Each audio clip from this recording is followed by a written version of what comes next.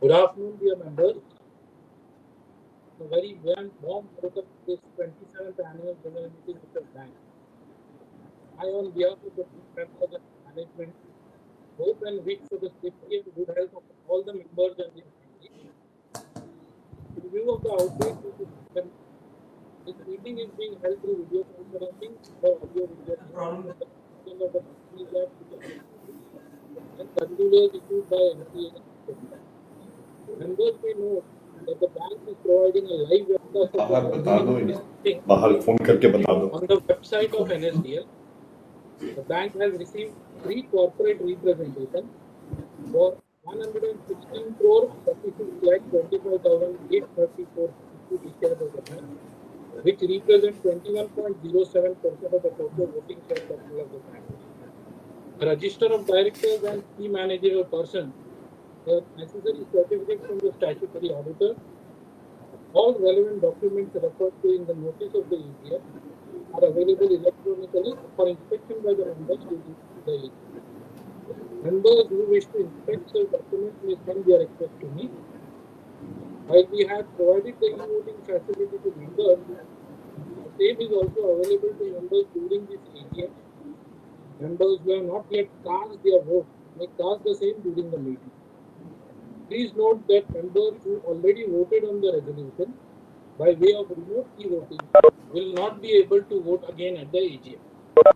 Before we proceed, I would like to apprise you with certain guidelines to be observed for this AGM. We have around 42 speakers for the meeting. All members are by default placed on mute mode by the host to avoid any disturbance and ensure smooth conduct of the meeting. Once the question and answer session commences, we shall announce the name of the member who has registered himself or herself as speaker shareholder. The speaker shareholder will thereafter be unmuted by the host. The member is requested to click on the video button to enable the video mode and proceed to speak. If the member is not able to connect to video mode for any reason, they can continue with the audio mode. Members are requested to ensure to be seated in an area which has proper lighting and minimum interference for clear communication. In case it is observed that the member is facing connectivity issue at their end, then the next speaker shareholder will be invited to proceed. Once the connectivity improves at the member's end, she may be given an opportunity to speak once other speakers have finished expressing their views. In case members face any difficulty, they may reach out on the helpline numbers mentioned in the notice of the meeting at page number 9. Participation of members through video conferencing, other audio-visual means is being reckoned for this quorum. I now wish to inform the members that 108 members presently are attending this meeting through video conferencing. Accordingly, the requisite quorum is present for the meeting.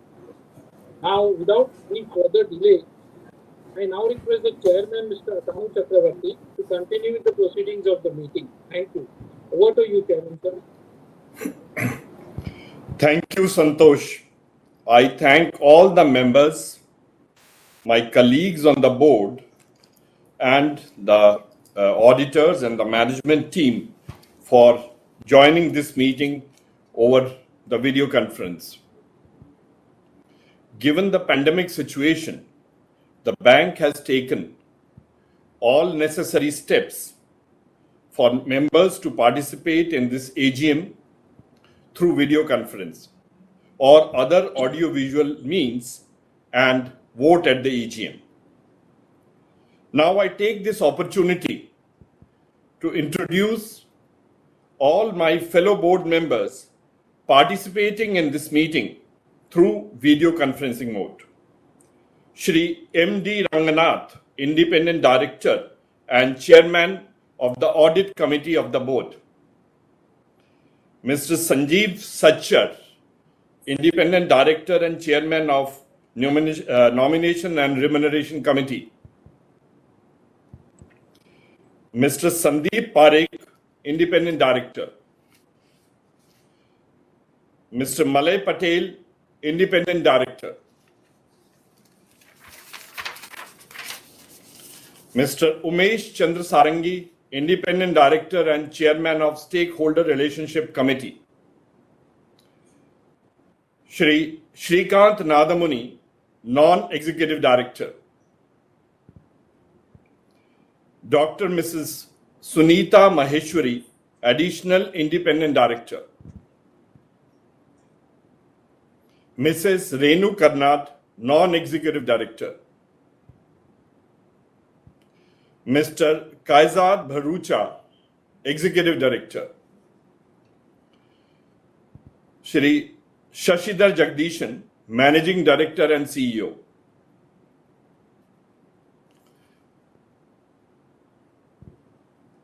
The representatives of Messer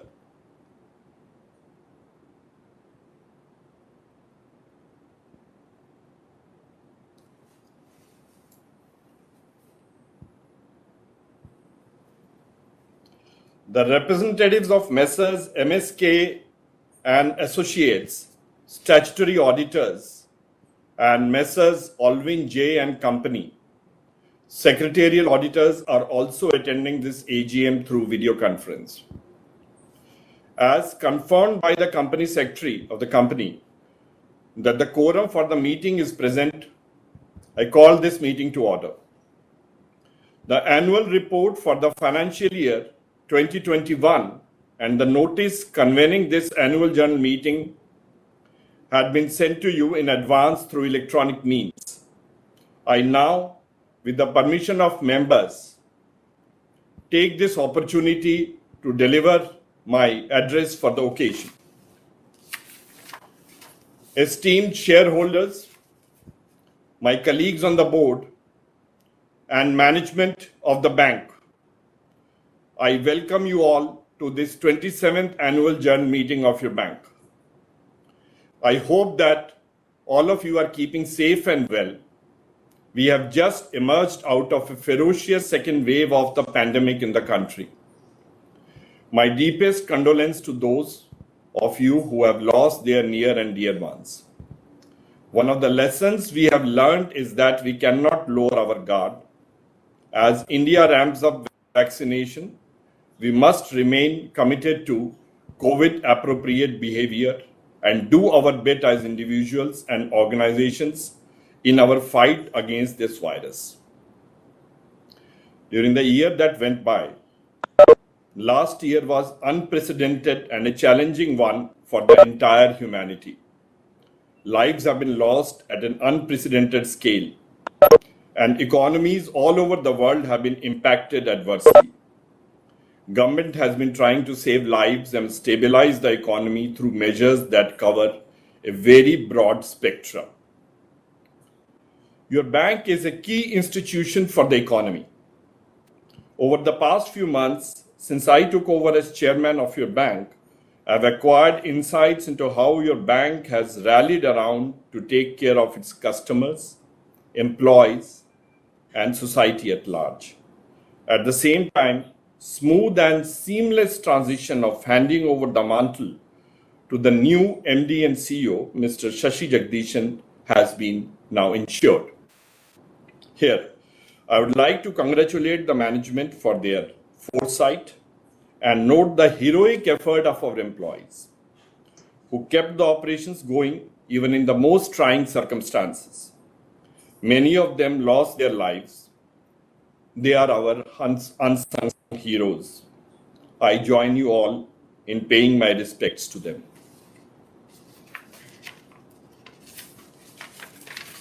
Even during these difficult circumstances, I'm happy to inform you that your bank was able to deliver banking services to the customers, support individuals, and small businesses affected by the pandemic.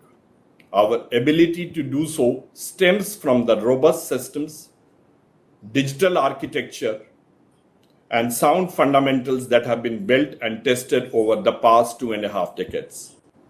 Apart from smooth running of the banking operation, some of the other noteworthy actions or initiatives include extending moratoriums on repayments, facilitating loan restructuring, supporting government's ECLGS scheme largely for MSMEs. During the entire year, the management gave priority to the safety and welfare of the employees and ensured that systems and processes were put in place for employees to work from home, dedicated helpline and medical infrastructure ready to help employees and their families affected by COVID-19, and ensured timely bonuses and increments, very essential to keep the fire at the home burning. As a socially responsible organization, your bank stood steadfast next to those affected in the society. It gives me immense pride to state that your bank always walks the talk when it comes to making a difference by leveraging CSR program, from contributing to PM Cares Fund to our commitment to enhance medical infrastructure like setting up oxygen plants. Your bank has always put its best foot forward for the society and the nation. The world would be a different place to live and work post-pandemic. The phrase new normal is a cliche, however, worth reiterating. Digital and contactless transactions have unobtrusively occupied our social and economic transactions. You see it in your daily lives now. I've been working with the board and the management to understand the challenges and the opportunities, and the board has charted out a growth path for your bank for the coming decade. I will touch upon them briefly subsequently in my address. The macroeconomy. And before that, your bank has been able to demonstrate, despite difficult circumstances, robust growth with lowest NPA in the industry. Our net interest income grew by 15.5%, while net profit increased by 18.5%. Our gross NPAs stood at 1.32% compared with 1.26% a year earlier. Our balance sheet size increased by 14.1%. This healthy performance in an extremely challenging environment reflects our strong foundations on which we aspire to build stronger future. Despite significant restrictions on mobility and physical proximity, we not only delivered essential banking services to our customers, but also grew our advances by 14%. We also continue to deliver on our sustainable development objectives backed by our employee volunteers and partners. The economy, as all of you know, has been hit by multiple waves of pandemic that has induced a general risk aversion that has translated into lower discretionary spending by people at large. This, coupled with mobility restrictions, has impacted the aggregate demand, which is quite unlike regular boom and bust cycles, which we normally observe in regular times. However, we observe that government has continued with economic reforms and picked up the thread in difficult areas such as labor, agriculture, defense, etc. That's very noteworthy and important for the economic growth. We also observe positive moves in improving corporate governance and ensuring tax stability, support of poor during COVID, and a push for infrastructure by implementation of National Infrastructure Pipeline and increased capex augurs well for a sustainable growth.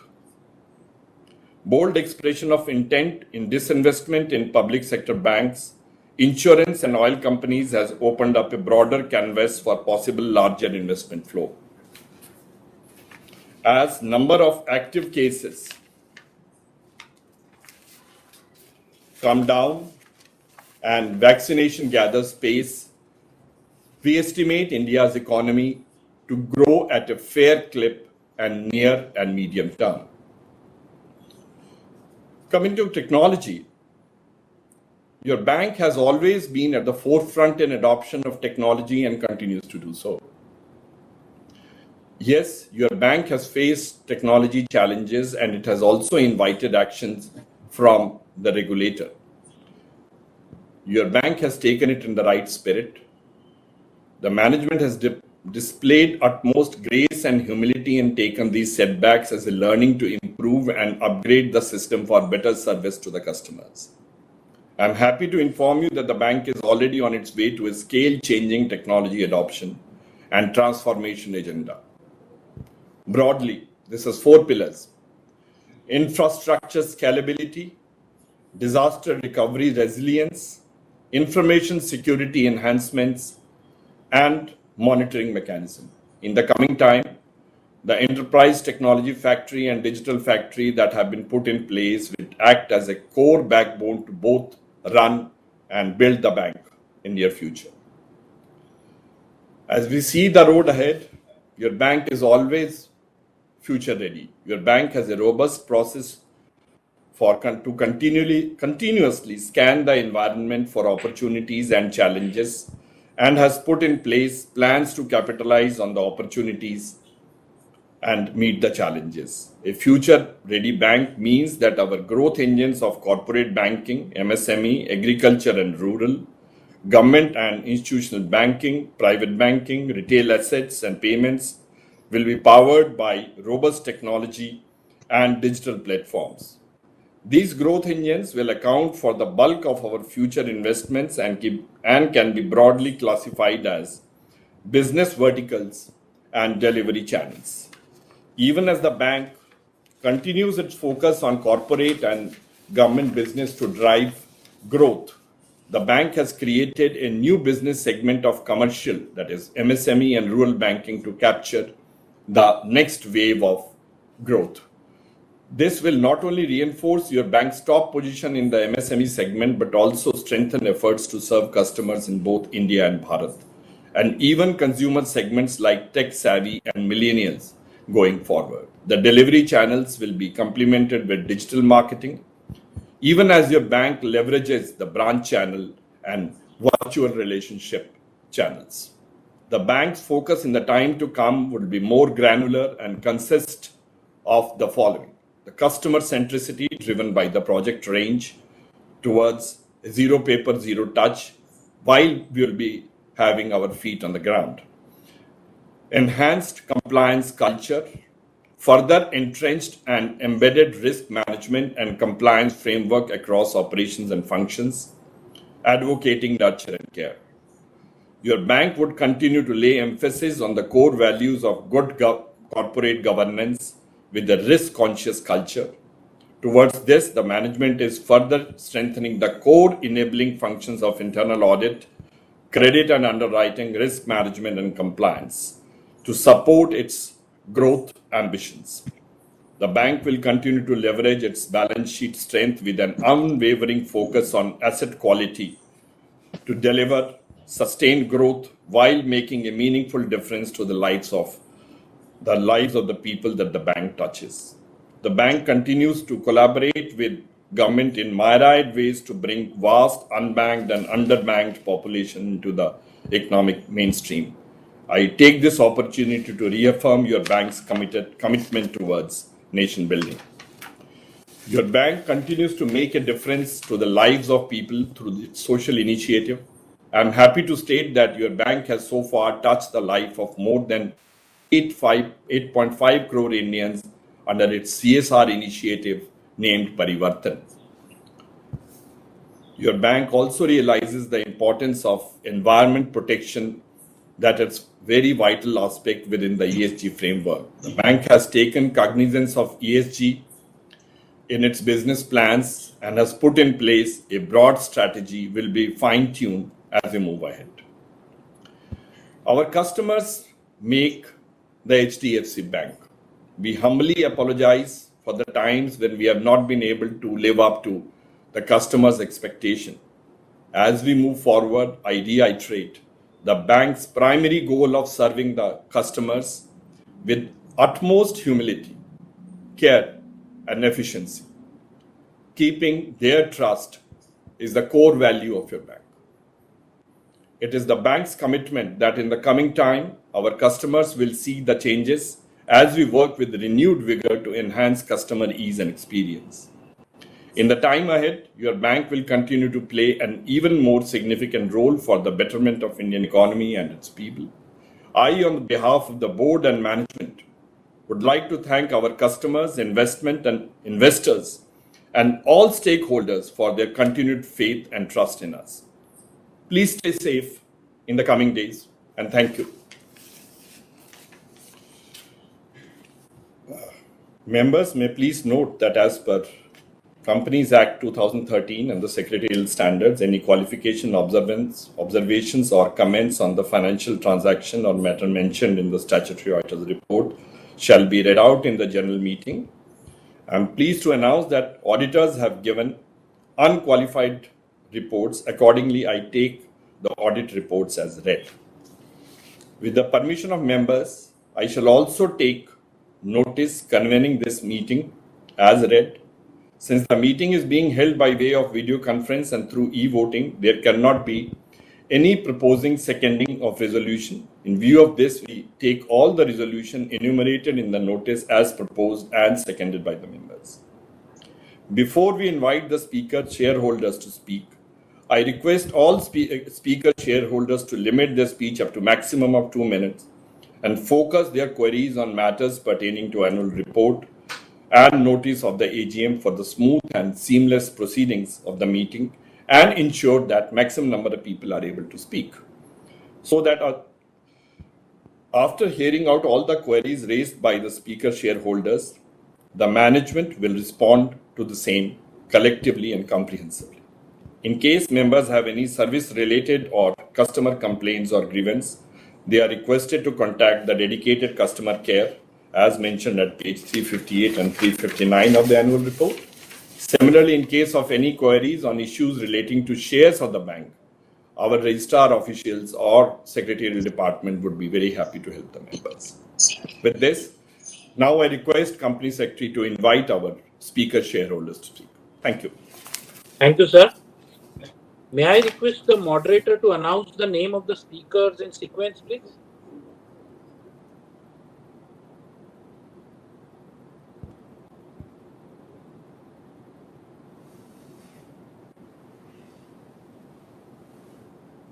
May I request the moderator to announce the name of the speakers, please, in sequence?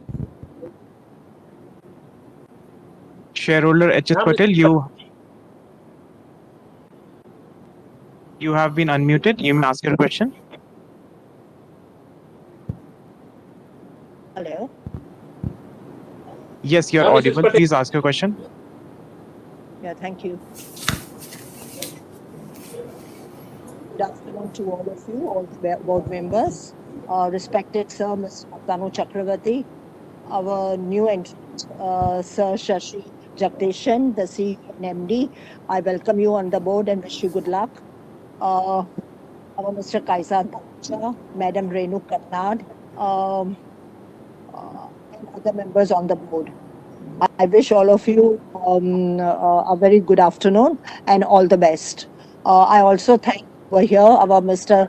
Santosh Halkar, who has been a very good and very cooperative and helpful company secretary. I also thank Karishma, Nirav Shah and Karishma Kapadia for helping me out in solving many problems. Good secretariat teamwork. All the best to you all also. Over here, I definitely remember our Mr. Keki Mistry, who had been a very strong figure, and Mr. Aditya Puri also, sir. I congratulate the company for good and excellent results, and also for contributing to the exchequer around 18.60 crores to the exchequer. The various awards and accolades that the company has been awarded, especially the best bank and the valuable brand. I see AI award, excellence in financial reporting, gold shield, Euro Money award, India's best bank, and various other awards and accolades. Am I audible to you all? Yes, you are. Yes, ma'am. I request you to wrap up your question fast because the time limit is almost over. Please, this is once in a year. Kindly give us some time. It is not possible to, they are not machines. I'm a human being. Please, I request you. It is not possible to hurry up very fast. Anyway, um, well, first I would like to question one thing. Is um,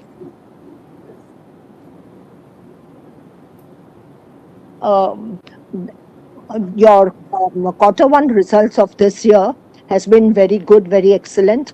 I suppose it's absolutely very good and excellent. Um,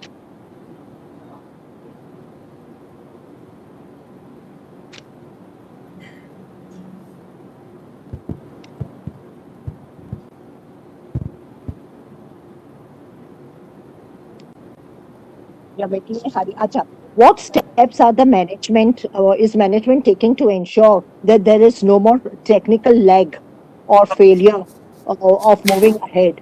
What assurance can we get from the management for this? Uh,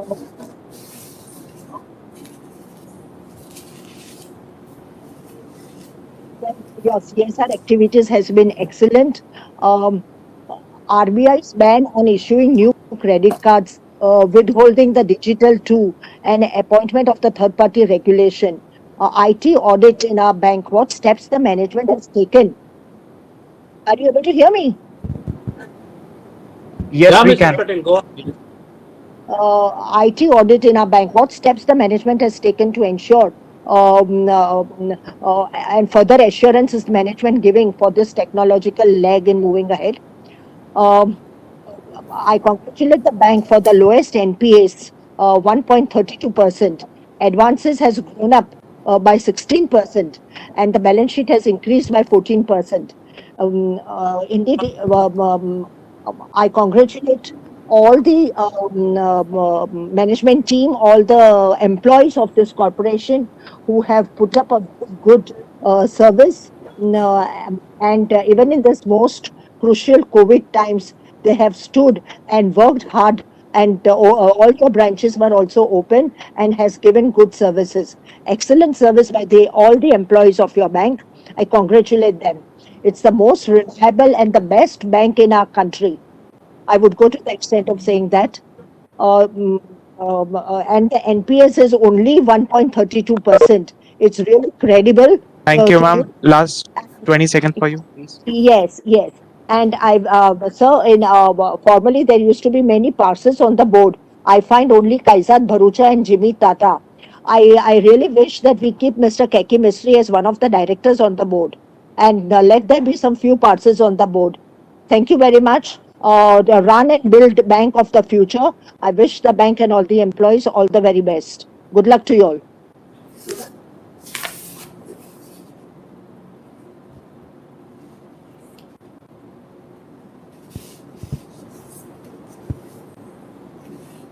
Ashalata, I have sent you the request.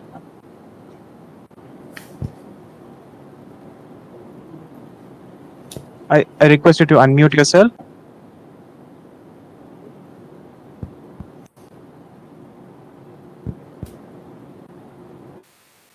I've shared the unmute request. Please unmute yourself.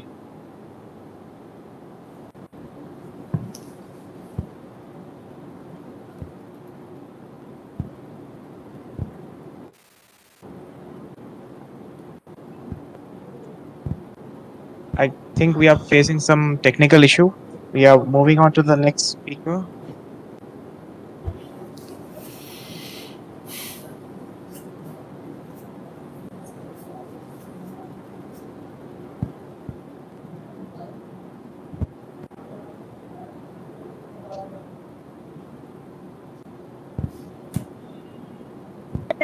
We are moving on to the next speaker. Okay. You're audible. Yes. Please go on. Please ask your question. अच्छा लता महेश्वरी आवाज आ रही है जी hello Yes, we can hear you. Asha Please, आप अपना question. Asha Lata Maheshwari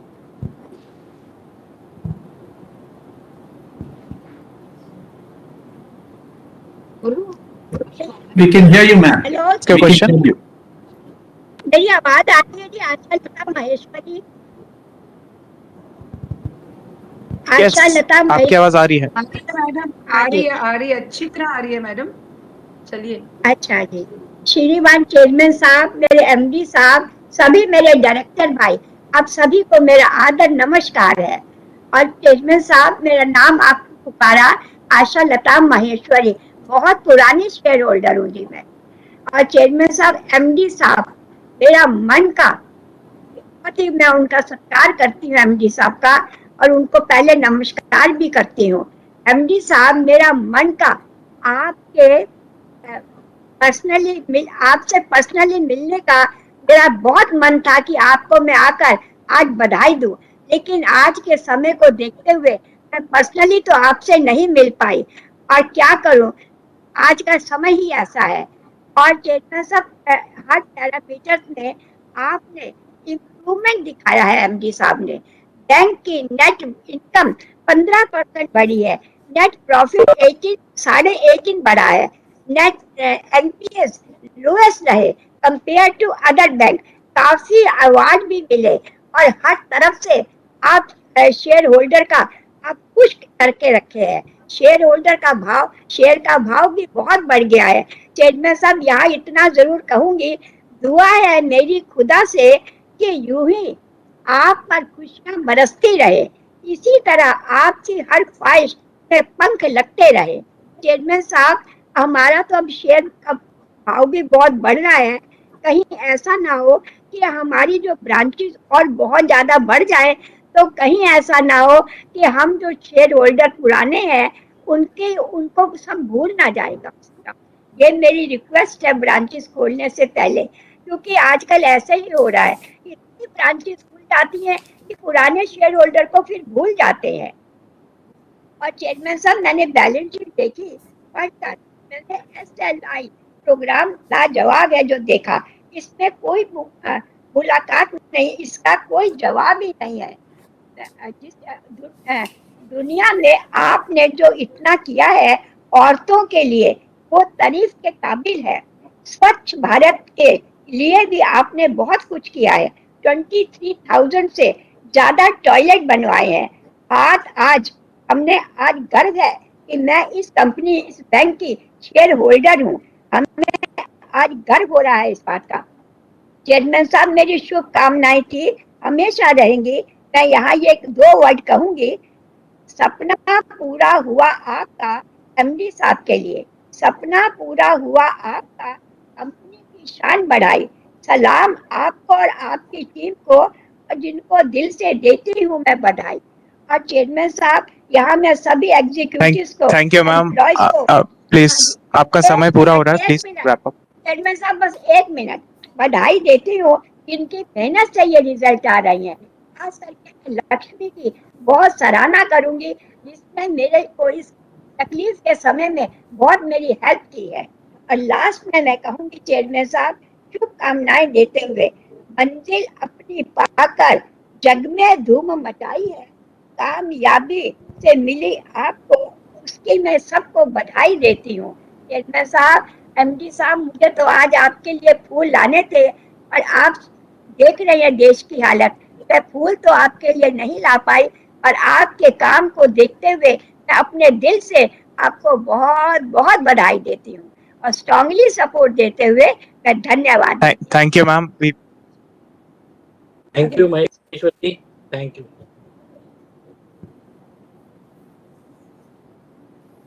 Can we have the next speaker, please? Yeah, Mr. Kamal.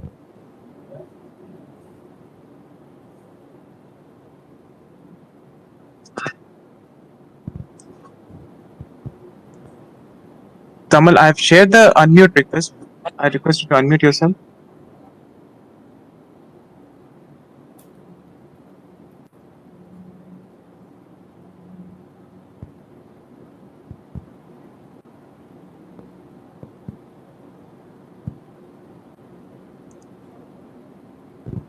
Please unmute yourself.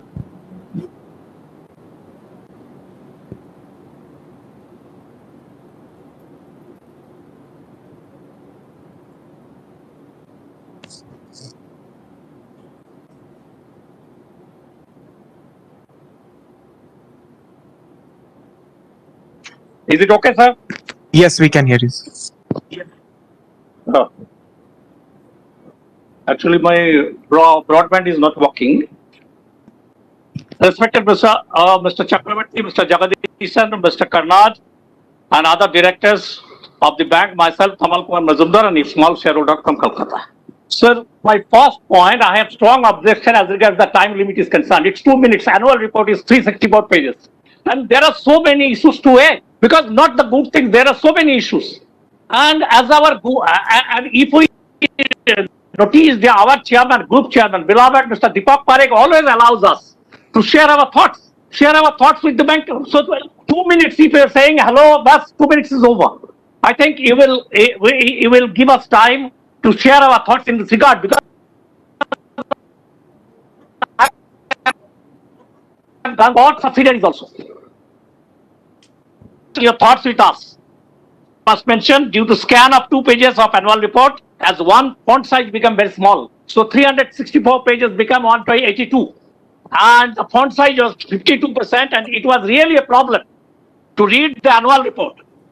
So you created problem in reading the annual report, and now you are trying to give us 2 minutes time to complete it. It's horrible. It's horrible. It is not at all acceptable. And for the sake of transparency, I hope you will take appropriate action next year. Sir, I have gone through the annual report as well as accounts of subsidiaries, and want to ask questions, clarification, and seek your indulgence in this regard. And in this regard, our beloved group chairman Parekh Saab always allows us to share our thoughts on the companies at the company's meetings. Sir, firstly, I want clarification in respect of note number 12 of page 5 of the audited accounts dated 17/4/2021, sent to the stock exchanges, with the covering letter signed by Mr. Haldankar. And note 44 of page 267 of the annual report for the financial year 21. In the disclosure to stock exchanges, the bank has not mentioned the provision amount on interest on interest. They have not mentioned the figure in terms of RBI circular dated 7/4/2021. But in page 267 of the annual report, they mentioned the figure as 470 crores. Why the bank had not disclosed the amount of provision to stock exchanges? What is the reason? They have not disclosed. And please share your thoughts in this regard. Sir, whether IVF finalized the methodology till date, the amount of provision will cover our liability in this regard. Bad a long message from the MD and CEO of our bank, Mr. Jagadishan. Page.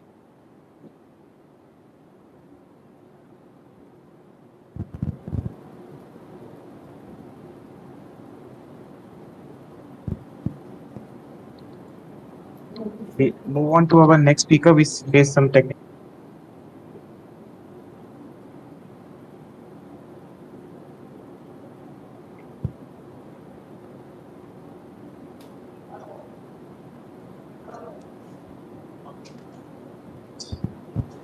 Namaskar.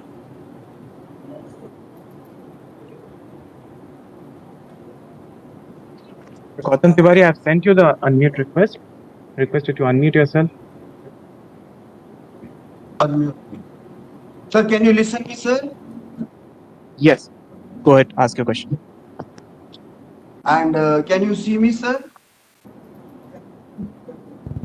Yes, we can. Yes. Thank you very much, sir. Honorable Chairman, sir, very special good afternoon to you, and also a very good afternoon to all my eminent, well dignified board of directors, team HDFC Bank, fellow shareholders. My name is Gautam Tiwari, and I am participating at this virtual meeting from Mumbai. Sir, I would like to specially thank our MD, CEO, CFO, CS, and full secretary team, along with the finance team and the entire board of management, for their excellent, wonderful results and classic results despite COVID pandemic across the world. In fact, for full year of 19 and even half year of 20. So I really appreciate the working of this bank and their work, which has given the excellent results year on year. Sir, I would also like to congratulate everyone involved in the preparation of the annual report and the notice, which is really informative, well designed and colorful.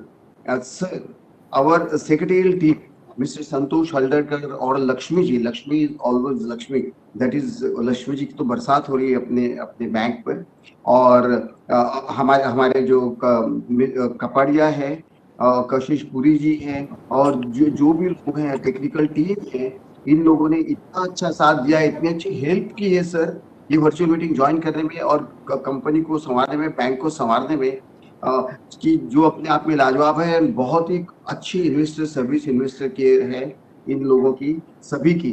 फिर इसके लिए हम आपको धन्यवाद देते हैं इतनी सुंदर और इतनी शानदार टीम चुनने के लिए sir. Sir, I would like to, sir, welcome our all appointment and reappointment of our the new MD CEO, Mr. Jagdishan. We welcome Renu Karnad, KK Mistry, and all the reappointments of everybody. And really, I appreciate the work which has been done by Aditya Puri also. And that is why the bank is on this ground, and these people's expertise, liaison, and business sense and business acumen will certainly bring this bank to the greater and greater heights. Sir, our company has really worked hard in identifying the areas and projects for CSR activities which are beneficial to the public at large. Sir, I would like to ask few queries. Sir, I would like to suggest one thing which is from all shareholders. Sir, हमारी bank ने बहुत अच्छा काम किया है, बहुत अच्छा dividend generously हमेशा दिया है, लेकिन बिकॉज ऑफ आरबीआई गाइडलाइंस हम लोगों को पिछले साल कोई भी डिविडेंड कोई भी नहीं मिला। लोगों ने ऊंचे ऊंचे भाव में शेयर खरीदे डिविडेंड की आस से, लेकिन बिकॉज ऑफ आरबीआई गाइडलाइंस कुछ भी नहीं मिला। आप नहीं दे सके। Last 10 seconds, sir. Request you to wrap up fast. Sir please, this is very important, this is from all share holders sir. और हमारा अभी स्प्लिट 1 रुपए का शेयर है, तो आप कुछ ऐसा कीजिए कि please compensate the shareholders जो उनको डिविडेंड नहीं मिले है, आइदर मिनी राइट बोनस और मिनी बोनस और मिनी राइट के हिसाब से, so that all the shareholders will be really grateful to you. Sir, bank के एम्प्लॉयज और सभी की सर्विस इतनी अच्छी है, आईवान की और मिसेस अरोरा की फूड ब्रांच के, कि वो अपने आप में लाजवाब है। Sir, I would like to know what is the future growth expected in digital technology solutions with our bank? Sir, what's the rate of attrition? Sir, how many physically handicapped and male-female ratio of employees in our bank? And sir, the rest is very good. I wish you a very, very bright future and a very, very long, happy, prosperous, healthy, wealthy life, and a bright, shining future and a safe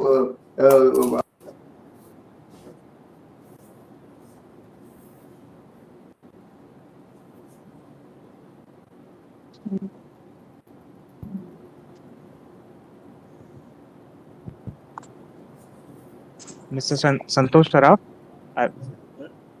नमस्कार। Thanks. माननीय अध्यक्ष जी, उपस्थित सदस्यगण और मेरे shareholder भाइयों बहनों, जो आज हम वीडियो कॉन्फ्रेंस के थ्रू प्रेजेंट है, मैं संतोष साफ से बोल रहा हूँ। आप सभी को मेरा नमस्कार।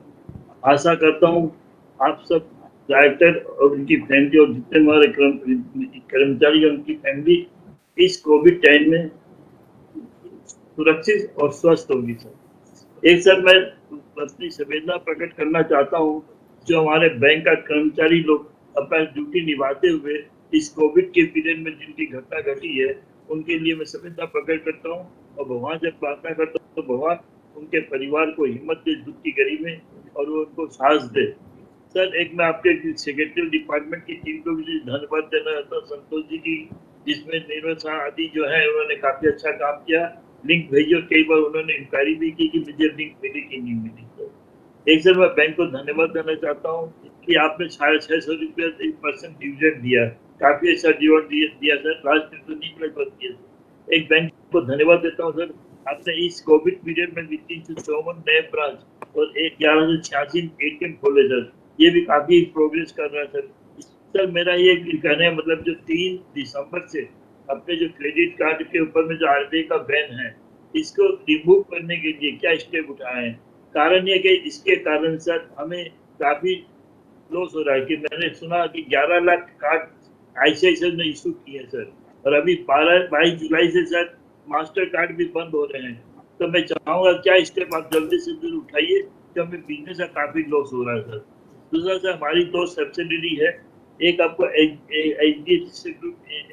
HDFC सिक्योरिटीज के नाम से सर काफी अच्छा काम कर रही सर। लास्ट ईयर उन्होंने 703 करोड़ का लाभ किया सर, और उनके 27 लाख कस्टमर है और 216 ब्रांच 169 सीट में सर। तो इनको लिस्टिंग करवाई सर, बेस्ट टाइम में भी लिस्टिंग करवाने का और बाजार से पैसा उठाने का, जिसमें फर्दर ग्रोथ हो सर। एक अपनी सर HDB फाइनेंशियल सर्विस भी है, ये भी Last 10 seconds for you. Sir 120 second आपने जो, मैं एक प्रश्न पर उसको खत्म कर रहा हूँ please sir. HDFC financial service है जिसमें 502 करोड़ का लाभ हुआ सर, और अपने 1319 ब्रांच है 959 सिटी के अंदर में, और सर ग्रोथ रेवेन्यू है 61,560 है। इसको भी लिस्टिंग कराने के लिए क्या विचार बताइएगा सर। एक सर कितने % एम्प्लॉइयों का टीकाकरण हुआ है ये बताइएगा, और जो टीकाकरण प्राइवेट हॉस्पिटल में दिए हैं जिन्होंने, उनको आपने रिसबमिट किया तो बताइएगा सर। और एक सर आपसे रिक्वेस्ट है कि आपने जो ईमेल में जो एनुअल रिपोर्ट भेजी सर, वो 2 पेज PDF में है। हमारे जैसे आदमी को लैपटॉप में खोल के देखना बहुत सर, मैंने चिट्ठी भी लिखी थी, आपने भेजी थी सर। फ्यूचर में जब भी ईमेल भेजा sir, single I think we are seeing some technical internet issue with sir. We move on to our next speaker.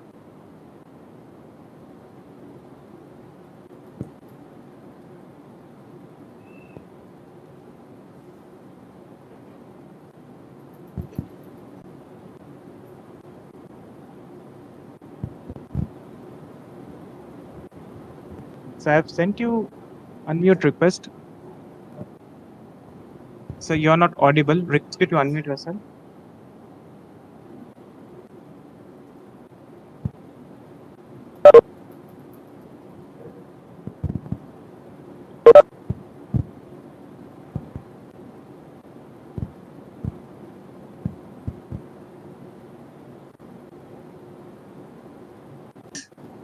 Hello, can you hear me? Hello? Hello? Yes, we can. Yes, Mr. Yeah. Respected Chairman, sir, very distinguished members of the board, and my fellow shareholders. Good evening to you. My name is Aloysius Mascarenhas. At the outset, I thank the management, our company secretary and his team for sending me a beautiful balance sheet which is informative, transparent, and adhering to all the parameters required for a good corporate governance. Our results are excellent, as shown by facts and figures, diagrams, charts, the pie chart and the bar chart, especially the pie chart of rupee earned and rupee spent. Rupee earned is much more better than last year, and we have done very well in all the parameters. Our PBT, PAT has gone up. Our dividend has gone up, rupees 6.50 paisa. Very good. In this hour of pandemic, we have given such a good dividend. Our results are good. We are going in right direction, and going forward, I feel that our bank is really a prestigious bank, #1 bank in the industry. Everybody favors our bank. Now, sir, I have questions to make. First and foremost, being such a huge bank, we can, now is the time of acquisition. State Bank has acquired other banks, merged these banks. I would like to know whether we have any plans for any acquisition. Secondly, sir, any donation has been paid to PM and CM Care Fund and other NGOs. Thirdly, sir, the employees on this pandemic, how many employees were affected, how many died, how many recovered, what compensation was paid to the families of the deceased, and whether all our employees are vaccinated, because that is the need of the hour. We have to be vaccinated because it is a prevention for all of us. So I wish that we have done this to our staff. Then our reserves are very, very high. We are a bonus candidate. Can we declare a good bonus as per the RBI guidelines? Because I would like to know when our last bonus was declared and in what ratio. Sir, many questions will be asked by my fellow shareholders. My wife also is on the line. She has detailed questions. So I would like to stop here, wishing you, Chairman, personally, all the board members and all the employees in the days and years to come. With this, sir, thank you for patient hearing. Thank you. Good luck. And Thank you, sir. stay safe. Thank you.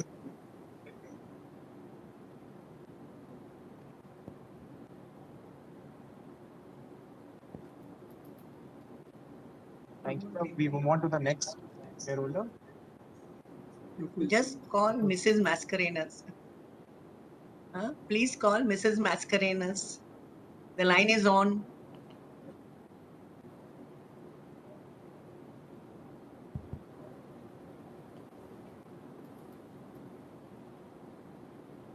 Santosh, can you take Mrs. Mascarenas' question, please? Yeah, moderator, can you take Mrs. Mascarenas, please? You can actually hear Just her. give us a minute. She can.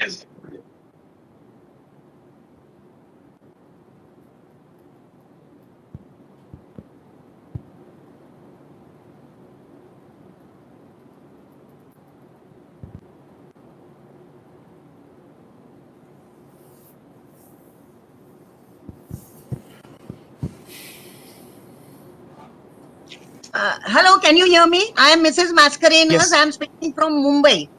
Yeah, ma'am. Greetings to one and all. Greetings to one and all.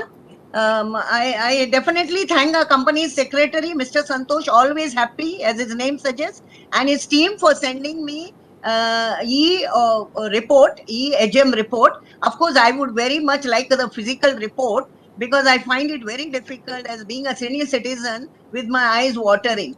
Also, I thank the team for registering me as a speaker and allowing me to speak. Now, coming to the report, it is very beautiful, informative, with lots of pictures, graphs, charts, also pie chart. I am so happy, because of receipts and payments. It's given, well documented. Now the working is good in spite of pandemic, economy down, domestic as well as global. Revenue slide down, but dividend is 6.5. You have never missed except last year dividend. And I am very happy you have always rewarded the shareholders. Our NIM is slightly down, from 4.3 to 4.1, but our EPS is up from the last year, 48.01 to 56.58. And what is important is the market cap. Every year, my bank, HDFC Bank, beats its own records as we are embarking on projections of future ready, right from the operations in 1991 and license in 1995. We are the first in everything, first in SMS, first in so many. We received a maiden dividend in 1997 itself, and every year except last. Now I come to page number 93. I congratulate you all, the team, for the awards and the recognition. Also, I appreciate the CSR work done during the pandemic. Now my queries. We are a very responsible bank in the changing world. We are in retail, wholesale, treasury, etc., etc. In which vertical our bank, my bank, has a cutting edge? My bank contributes 40 lakhs 018 40 lakhs 018.60 lakhs to the exchequer. Sir, I would like you to throw some light regarding this master card ban on the cards. Are we, or we have some alternate for the new customers? Now, as 25 years are over, what is the future roadmap for the next 25 as our motto of building a bank for the future, and how will we achieve this? Number 4, to unlock shareholder value. Sir, to unlock shareholder value, we have two subsidiaries, HDB's Financial Services, HDFC Securities. And as market at present is very much heated, any IPO goes like a hot cake. The demand is very good. So can you think on something on this? Rest I don't want, because there are many people, and I have seen Bapat is there, so he will do real analysis of the balance sheet. I support all the resolutions as my HDFC Bank shares are like fixed deposits for a long term, and or I compare it like my PPF account. I treasure these shares, and I wish our whole team good luck, wealth, and good health. With this, thank you very much once again. Thank you for allowing me to speak immediately, because Mike always gets into the problem. Thanks once and again. Good luck. Thank you, Mrs. Mascarenhas.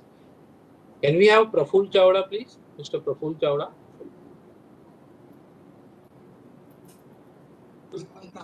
Yeah, Mr. So Praful Chavra, you have shared the unmute request. Request you to unmute yourself. Hello हाँ sir, मेरी आवाज आ रही sir? Yes, sir. आ रही है। Sir मैं प्रफुल चावड़ा बोल रहा हूँ हैदराबाद से सर। बस तो चेयरमैन सर ने बताया, आवाज आ रही है सर मेरी? हेलो सर, आवाज आ रही है मेरी? Moderator, can you Hello? mute Mascarenhas? I think my mic is यार म्यूट still किया open. सर मैंने, वीडियो भी म्यूट नहीं किया है। नहीं, आपको नहीं। हाँ सर, बोलिए सर। मेरी आवाज आ रही सर? या सर आ रही है। बस तो मैं चेयरमैन सर की बात पे सहमत हूँ कि 2 मिनट बोले 2 मिनट देना चाहिए। पहले स्पीकर ने 6 minute, 5 minute, 5 minute, 4 minute, 4 minute, 5 minute, हर एक आदमी को टाइम देते हैं, फिर प्रॉब्लम होता है सर। अब 2 मिनट में कट क्यों कर नहीं देते? आशा लता महेश्वरी ओनली शायरी सुनाते हैं, अब शायरी सुनने के लिए बैठे हैं क्या सर? ऐसे शेल्डर को ना बोल देना का खुला। सर मैं कंपनी के बारे में बात कर रहा हूँ, थोड़ा मेरा सजेशन है सर। फर्स्ट तो कंपनी का, हमारे एतापुर का एटीएम में 0 आता है, 8 के बदले 0 आता है। हम पासबुक में एंट्री करने को गए तो 8 लाख है तो 0 हो जाता है, 80 लाख रहे तो 80 लाख 10 रुपीज रहे तो 10 रुपीज ही आता है। तो ऐसा नहीं होना चाहिए, प्रिंटर मिस्टेक है, वो सजेशन है, बाकी की ब्रांच में हो सकता है। सर अकाउंट ओपन करने को गए तो हमारे घर पे आके इंक्वायरी को आते हैं कि आप है कि नहीं, जिंदा हो के मर गए। ऐसा सर क्या देखने की जरूरत, हम लोग पैसे जमा करना है, आपसे पैसे लेना नहीं है। अगर हम लोन लेना चाहे या आपसे कुछ डेबिट कार्ड क्रेडिट कार्ड से पैसे उठाना चाहे तो ठीक है, क्रेडिट कार्ड तो 1 ईयर से मिलता नहीं है सर। HDFC का हर जगह पे नाम कट हो गया है, जितनी स्कीम थी, जो भी स्कीम आती थी, इसमें HDFC के कार्ड होल्डर को 10%, 15% डिस्काउंट मिलता था। आज HDFC का कार्ड का कहीं नाम निशान नहीं रहा। क्यों सर? सर सीनियर सिटीजन के लिए कोई भी आप जगह नहीं है, कोई विंडोज नहीं है। बैंक में जाओ, लाइन में ठहरो, बुढ़े हो, BP है, शुगर है, मर गए तो परवाह नहीं, 121 को किसको बुला के, एम्बुलेंस को बुला के फेंकवा देंगे, पर सीनियर सिटीजन के लिए कुछ भी नहीं है सर। तो सही में सीनियर सिटीजन के लिए लिखा चाहिए, आर्मी, रिटायर आर्मी के लिए कुछ रखना चाहिए। रिटायर CSR में रिटायर आर्मी के लिए अब क्या प्रोविजन है? रिटायर आर्मी को जॉब दे रहे क्या? जो शहीद हुए जवान है, उसके वाइफ को, इसके बच्चों को, कितने लोगों को जॉब दी है सर? आपका जो भी, सॉरी सर, आपको छोटे कस्टमर से प्रॉब्लम क्यों है सर? बड़े कस्टमर चाहिए, लोन लेने वाले चाहिए। हमको प्रॉब्लम है सर, ATM जहाँ भी है आपका, ATM के आगे 2 व्हीलर 2 ठहरता है, बाकी व्हीलर नहीं ठहरता है, 4 व्हीलर ठहरने की जगह नहीं है। ऐसी जगह भी ATM कार्ड रखने का, ATM सेंटर रखने का क्या जरूरत है? आपकी कहीं ऐसी ब्रांच है कि वहाँ हमको कार ठहरने की जगह नहीं है, 2 व्हीलर ठहरने की जगह नहीं है, पुलिस वाले आते हैं, फोटो लेके जाता है, शाम को हमको चालान आ जाता है, जुर्माना भरना पड़ता है। तो ऐसा क्यों हो रहा है? आप जगह बेच जगो, नहीं तो आप इंक्वायरी करो कि आपकी जो जगह ली गई है वो किसकी है। इसका रिलेटिव कोई भी बैंक में वो जॉब करता है क्या? तो आपको पता चलेगा कि जो जगह है उसका रिलेटिव कोई ना कोई बैंक में होगा, ताकि वो जगह लिए, जगह कंफ्यूजन करने वाली है। बड़ी ब्रांच है ठीक है, छोटी ब्रांचों में प्रॉब्लम है सर, तो वो नहीं होना चाहिए सर। कोई भी ब्रांच में जाओ, कुछ भी नहीं हो रहा। अभी हमारा भीम ऑटोमेटिक करना है, नहीं होता, हमको IPO में पैसा भरना है, नहीं भर सकते। HDFC बैंक में टोटली आज पीछे चली जा रही है, ऐसा नहीं होना चाहिए। सही में देखें, और हत्तापुर ब्रांच, हैदराबाद हत्तापुर ब्रांच में जो प्रॉब्लम है इसको सोल्व कीजिए, मेरे को पर्सनल फोन कीजिए, मैं आपका टाइम वेस्ट नहीं करूंगा। अभी सबका टाइम होता है मिलके, मैं एक ही इतना कहना चाहता हूँ कि सब शेल्डर को बराबर टाइम दीजिए या सबको ज्यादा टाइम दीजिए। धन्यवाद sir. Thank you Praful ji.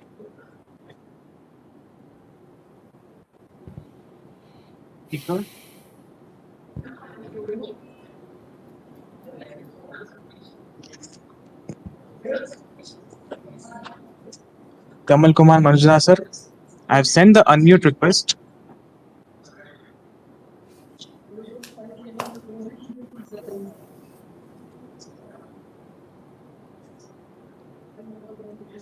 Sir, request you to unmute yourself.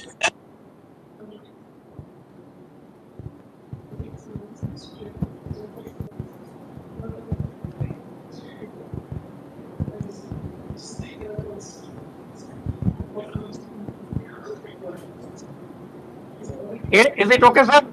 Is it okay? Yeah, Is it okay now? Yes, we can hear you. Yes, sir. Respected Mr. Chakravarti, Mr. Jagadishan, Mr. Karnad, and other directors of the company, bank, myself, Tamal Kumar Mazumdar, and a shareholder of the bank. And thank you, Mr. Chairman, for sharing your thoughts with us. And I have gone through the annual report, entire annual report of 364 pages, and want to ask questions, clarification, and seek your indulgence in this regard. Because our beloved group chairman, Parik Saab, always allows us to share our thoughts on the company. And I am assuring you, my questions will be on accounts only. Accounts and other matters. Nothing more than. Firstly, I want clarification in respect of note number 12, page 5 of the audited accounts dated 7/4/2021, I-17/4/2021, sent to stock exchanges. And the covering letter was signed by Mr. Haldankar. And note number 44 of page 267 in 4 of the annual report for financial year 21. In the disclosure to stock exchanges, the bank has not mentioned the amount of provision on interest in terms of RBI circular dated 7/4/2021. But in page 267 of the annual report, the bank mentioned the figure as 470 crores. Why the bank had not disclosed the amount of provision to stock exchanges? Please share your thoughts in this regard. Sir, whether IBA finalized the methodology of calculation in this regard till date, whether the amount of provision will cover our liability in this respect.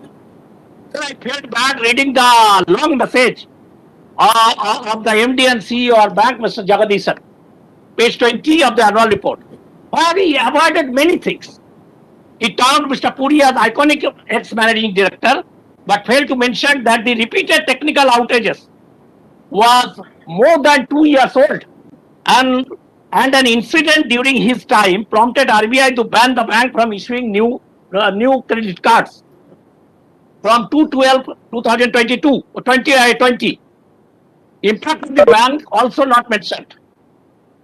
Sir, whistleblower in his letter to A regarding the GPSL mentioned that the activity was going on for 4 years. That is from 2015 to 2016. But nothing is mentioned about that. Sir, amount of fraud increased by 7 times in relation to last year. Hope Mr. Jagadishan will clarify his position in this respect. The contribution of our overseas branch was a mere 1,170 crores. That is 0.46% of the total income during financial year 21. What is our thinking in respect of overseas operations of our bank during the next 5 years? Sir, segment results. Segment results before considering our other unallocables. Page 256 showed profit from retail banking decreased to 10,575 crores during financial year 21 in comparison to financial year 20's figure of 12,942 crores. So, and despite increase in revenue, out of total figure for financial year 21, Q4 of financial year contributed a massive 4,192 crores. That is more than 40% of the yearly profit relating to your retail banking. Last quarter contributed 40%, more than 40%. And as regards other banks, contribution from other banks are concerned, its Q4 contribution was a mere 125 crores against total yearly figure of 6,207 crores. Would you please share your thoughts in this respect? Sir, the statutory auditor mentioned COVID-19 scenario in their audit report under emphasis of matter. taking into account the current scenario, what is your profit expectation for the Q1 of financial year 22 and the remaining part of the year? Sir, RBI banned our bank from issuing cards as well as putting a hold on new launch under Digital 2 initiative with effect from 2/12/2020, and no change of heart of RBI in this regard till date. What was the impact on our financials profitability during the Q4 of 2021 and Q1 of financial year 22? And what is the present status in this respect, as well as third party audit of its systems? What is the present status of third party audit of its system? The media report says that the MasterCard ban will hit HDFC banks also, whose MasterCard share is 45% of the total card issued. It is also reported that credit card customers decreased by 4.67 lakhs between December 20 to April 21. Please share your thoughts in respect of its impact on our financials and how to cope with the problems. Considering 363.67 crore debit cards, 1.49 crores credit cards, and 21.34 lakh acceptance points as of 31st March 2021, as disclosed by the bank in page 131. Sir, during financial year 21, though no fraud, number of fraud decreased in relation to previous year. Last year, it was 7,000, more than odd 7,000. It was during the current year, it is 5,000 something. But amount involved increased by more than 7 times. That is from 222 crores to 1,321 crores during financial year 21. It is in page 237 of the annual report. What is the reason for such abnormal increase, and what steps the bank has taken to stem the rot? What about software upgradation for early detection of frauds? Whether the bank has taken steps against its official responsible for this mess? Sir, our earning from life, general and health insurance was 3,573 crores, and premium mobilization from life and non-life was 5,880 crores, 88 crores, and 2,230 crores, respectively, in financial year 21. Out of it, what was the contribution of our group companies during financial year 21? That during financial year 21, despite COVID scenario, our bank opened 354 branches and 186 ATMs. What is our target for the current year? Sir, against an equity base of 551.28 crores, we have a free reserve balance of 1,51,025 crores as on 31st March 2021, and it is increasing substantially every year. Whether the management is thinking of rewarding its shareholders in the coming years after current pandemic is over? Would you share your thoughts in this regard? Sir, as regards your CASA deposits are concerned, increase in savings deposit was much higher than current deposit during the financial year 21. CASA in respect of savings deposit increase was more than 30%, and in respect of current deposit, increase was 20%. Would you share your thinking in respect of CASA deposits in the coming years? And what is the reason for such huge write-off of 917.68 crores against provision held towards depreciation of investment during financial year 21 against financial year 20's figure of 5.81 crores? Sir, what is the present status of other feeding and authentication against customer account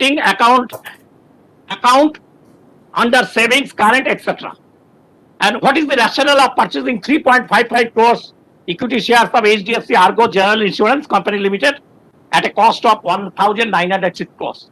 And lastly, I want to know your view in respect of my mail dated 10/5/2021 titled Penal Action by the Reserve Bank of India in the matter of marketing and sale of third-party non-financial products to auto loan, as it remained unanswered till date.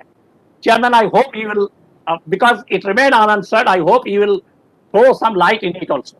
Thank you all for patient hearing. Can we have the next speaker, please? Mr. Vinayak Bapat. Yeah, Mr. Bapat.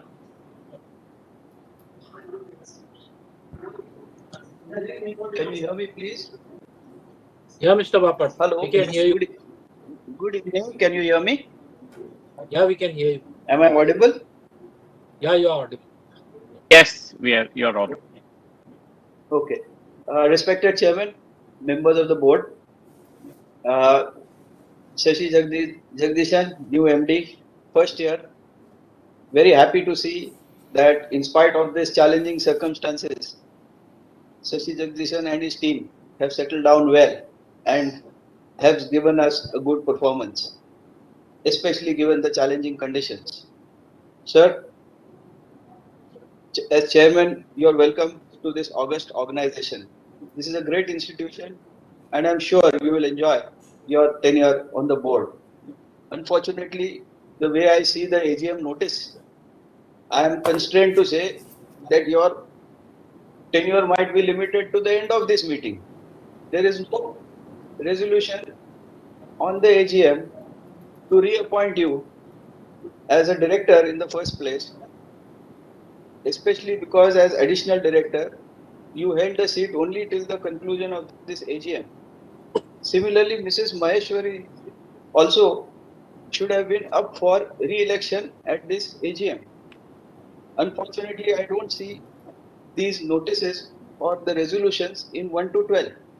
So may I request Shashi Jagdishan, the company secretary and the chairman, to look at the possibility of including this resolution with the permission of all the members at the AGM, which will be readily forthcoming. Having addressed this concern of mine, I will go to resolution number 3, which pertains to the dividend.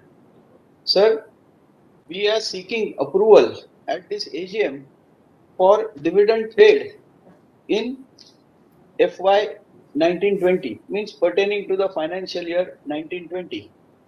Now, this resolution for approving the special dividend as tabled in item number 3 should have been on the agenda for last year's AGM, because unless the dividend is approved by the shareholders, it does not become legal. So this special resolution is 1 year late. Sorry, this request for approving the special dividend is 1 year late. And please throw some light on the legal aspects of that special dividend approval. And secondly, on item number 3, I do not see members' approval being requested for current year's dividend. So the 6.5 per share dividend being proposed by the board on page number 126 does not appear in the notice. So please look at it if needed. You might also want to include that as business with the request of the members. Having said that, sir, I have a little concern on this dividend for current year. Attention is invited to pages 1 to 6, where the board has recommended 6.5 dividend after receiving RBI approval as late as 18th of June, which is very welcome because it shows that the board was concerned for the shareholders and they took up the matter with RBI and probably found a via media and a solution. However, sir, the board director's report and the accounts as audited are not in agreement. I will refer you to item number on page 213, especially schedule 8, schedule 18, note number 1. Now, schedule 18, note number 1 is the audited accounts as approved by the directors at the board meeting held on 17th of April 21. And that para very clearly says that the board is not recommending any dividend. So the audited accounts as presented in this report on page 213 and schedule 18 note 1 is not in agreement with the director's report, which is on page 126, which recommends the dividend. So you may please look into this and try and break this impasse. Otherwise, one of the two documents will become invalid. So please look at this very seriously, and maybe a small addendum or a small correction might be needed. I understand why this problem has come up, and I will explain it as under if the chairman permits me to. Sir, 17th April we had a board meeting to approve the accounts. And at that point in time, you had not received the RBI approval. Normally, the board of directors report is also dated on the same date as the accounts are approved. But unfortunately, your board of directors director report shows 18th of June, by which time you had received the RBI approval. So it is inappropriate if you pass suitable resolutions to take care of this infirmity. Sir, having said that, I would also suggest that we may have an independent director in the background of a practicing chartered accountant or a reputed company law lawyer, because such things can attract his attention very quickly. In fact, on our parent HDFC board, we have very eminent board of directors from this fraternity who can take care of these aspects. Sir, that takes care of the dividend, and also I have mentioned about the appointment of additional directors. Sir, I will now come to the governance aspect. On page 104, we say, and with great pride, that the HDFC Bank has got a great culture of transparency and accountability. Unfortunately, I have to bring to your attention that we do not have walk the talk. Means we like to think of ourselves as being very transparent and forthcoming and giving. But when it comes to doing, I don't think we do what we expect to do. An example, CSR expenditure. This year we have done outstandingly well. We have made our obligation. But for the years FY 15 and 16, there is a shortfall of 113 to 116 crores for those years. And till date, we haven't made good that shortfall in spite of having adequate profits, adequate cash, as well as good intentions. I would like to draw Mrs. Renu Karnad's attention to what HDFC Limited has done. If you refer to their annual report, page 167, they have made good FY 15-16 shortages in the current year in HDFC Limited. They had a 20 crore shortage. We are running a 113 crore shortage. But we have the resources and we have the intent. So we should go ahead and do it. And I have been bringing this point repeatedly over the last 4 years to every chairman and to every MD's attention. I cannot understand why we are pushing this under the carpet, and neither has anyone replied to me in writing as to why they are not spending this sort of money. So, sir, please look into this, and it would be most appropriate in the second or third wave if we are able to spend this money for the good of all our fellow countrymen. Sir, on the performance per se, I think Shashi Jagdishan and his team need real congratulations. In spite of total income, total interest income increasing very marginally to 5.8% only year on year, the bottom line was at an all-time high. We did 31,115 crores and it was all-time high. Congratulations to him and his team. Similarly, loans have grown at 14%, which augurs well for FY 22 and onwards that we will have consistently better revenue growth. But I have 2 points which that management team should answer. We had a huge increase of roughly 500 crores in our insurance cost, 493 crores to be precise, in insurance. Please highlight why this sudden increase has come about year on year. Is there any past dues or are we correcting something? Similarly, in repairs and maintenance, we spent 350 crores more on repairs. So I'm sure these two aspects will throw some light why our cost has increased. Our revenues, as I said, have only increased by 5.8%. So if they can throw some light why when loans have gone up by 14%, our interest gross has only gone up by 5.8%. This is less than even the CPI or maybe close to the CPI. So inflation wise, we are not ahead at all. A few other shareholders have mentioned to unlocking shareholder value in HDFC Securities and HDFC Financial Services. I think the time has come. The stock markets are booming. The risk reward for each of these businesses is different. We have got Bajaj Finance comparable to our own financial services, and we have got ICICI Securities listed compared to our HDFC Securities. So I think management should look at this and reward the shareholders by replicating the shareholding structure.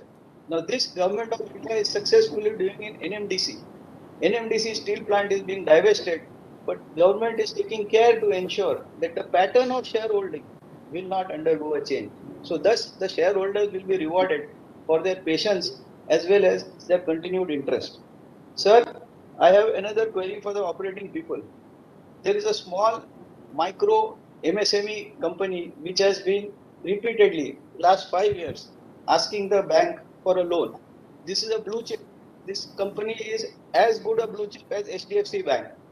And I have not received a single response as to why this company cannot qualify for a small loan of 10 to 15 lakhs of working capital and 25 Sir, lakhs of request you to please conclude your speech. Yes, you have to give me a little more time, a minute or two. Sir, I would therefore ask Shashi Jagdishan and his team to look into this and address this to the satisfaction of everyone. Last but not the least, our employees. Our employees are the well-being and form the bedrock of any bank, especially in a service business. I am in fact pained and at a loss to understand why no mention of the casualties of our employees who have laid down their lives in the call of duty has been made. We do not know how many people have lost their valuable lives. And I would urge the management to put a small plaque in the name and remembrance of each one of our employees. If 10 people have lost their lives in Bombay, we should have their names put there. If 5 people in Pune, 20 people elsewhere. This way, it will be a fitting tribute to our employees. Secondly, sir, what is the status of vaccination? What percentage of our 1.2 lakh employees are already vaccinated? Because the earlier we vaccinate everyone, the earlier we can open our doors for business. Sir, apart from this, I am a little worried that the RMC, Risk Management Committee, did not highlight the COVID virus impacting the operating environment and the RBI technical risk. We are still at a loss to know how just power shortage, means lack of adequate power, has resulted in RBI putting a ban on us for 8 to 9 months. This is beyond us. I would expect the management to come clean abreast and tell us about all this. Thank you, sir, for a patient hearing, and I look forward to a satisfactory meeting. Thank you, Santosh, and your team. Thank you, Bapu.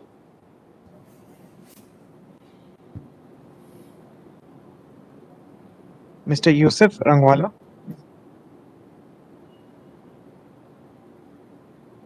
Mr. Yusuf Rangwala, I've sent the unmute request.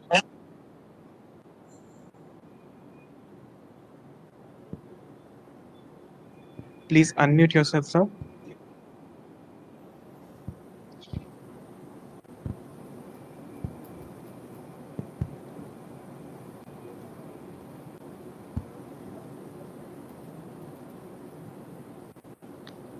Sir, request you to unmute yourself.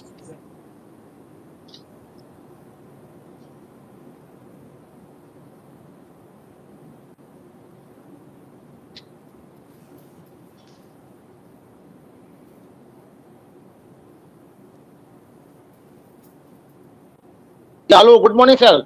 Good evening, sir. Can you hear my voice now? Hello? Yes, we can. Please go ahead. Good evening. I'm very happy, sir, who is a very dynamic. I also thank Mr. Tabbi Siddiqui, who is a very young and dynamic with us, who joined us. Our bank is one of the leader bank.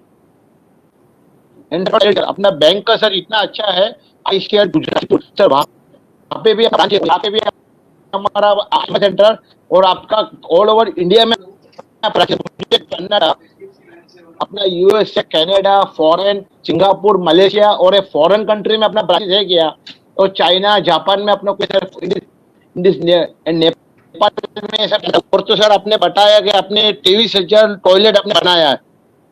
CY activity that is very good, and I am very happy helping the ladies in toilet and such.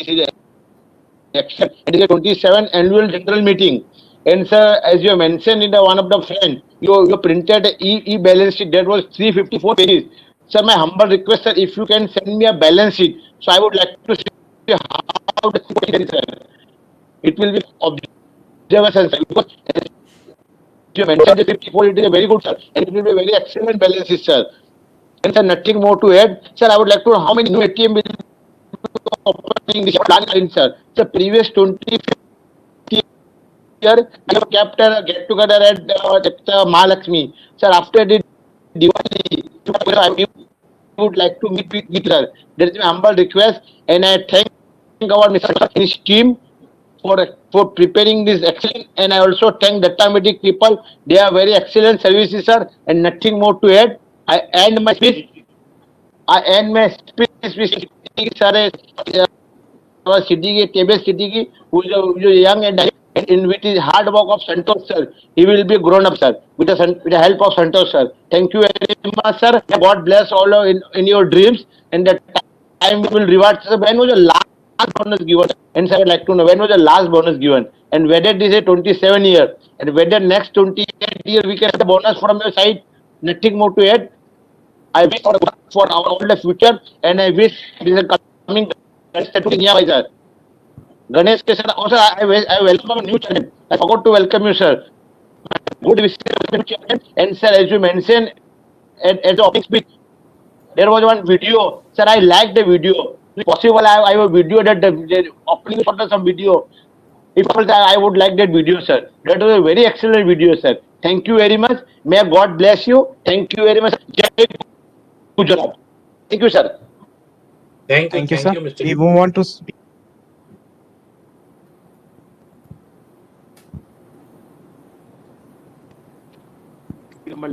speaker number 11, Mr. Sharad Kumar.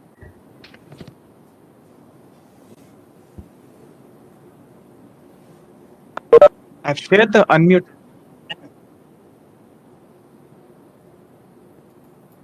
So I request you to unmute yourself.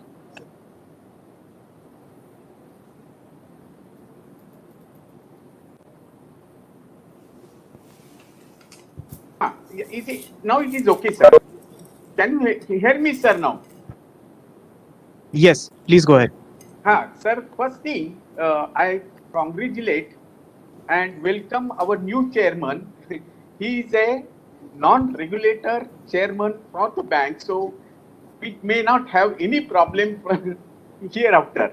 And another thing, what people said, that the company HDFC has given 1920 dividend of 2 rupees 50 paise, and today this year that 2021 we are given 6.5, and whether issue of approval non-approval is really not concerned with the small shareholder. So I'm very happy, sir.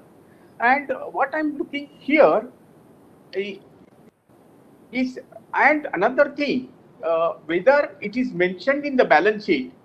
See, HDFC balance sheet page number 89 says that HDFC bank has not given dividend. But once I get the dividend, I'm really not concerned with what balance sheet says.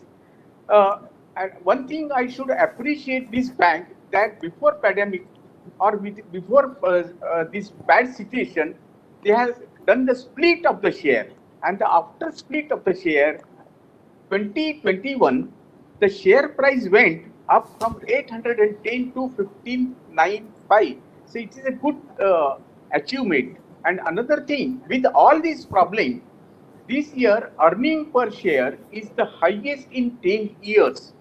And sir, another thing what I noticed is page number 332, corporate governance, and on the top is shareholder and the regulator, but shareholder doesn't decide any dividend. So this 650 rupees dividend, you say that as per the RBI regulation. So I wanted to know, from 650, whether by how many paise it can be increased, whether it is 650 50 instead of 650 can be 651, 52, 53, 54, 55. That I would like to know, so that to what extent we have got a restriction That I will come to know, because finally the nor company decide the dividend, nor shareholder decide the dividend.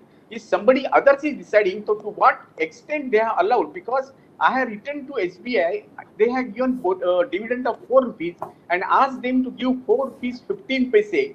Then the reply is that 4 rupees was the maximum allowed by the regulator. So in our case, what was the maximum allowed by the regulator? I would like to know. And another thing, sir, our PAT 31,160.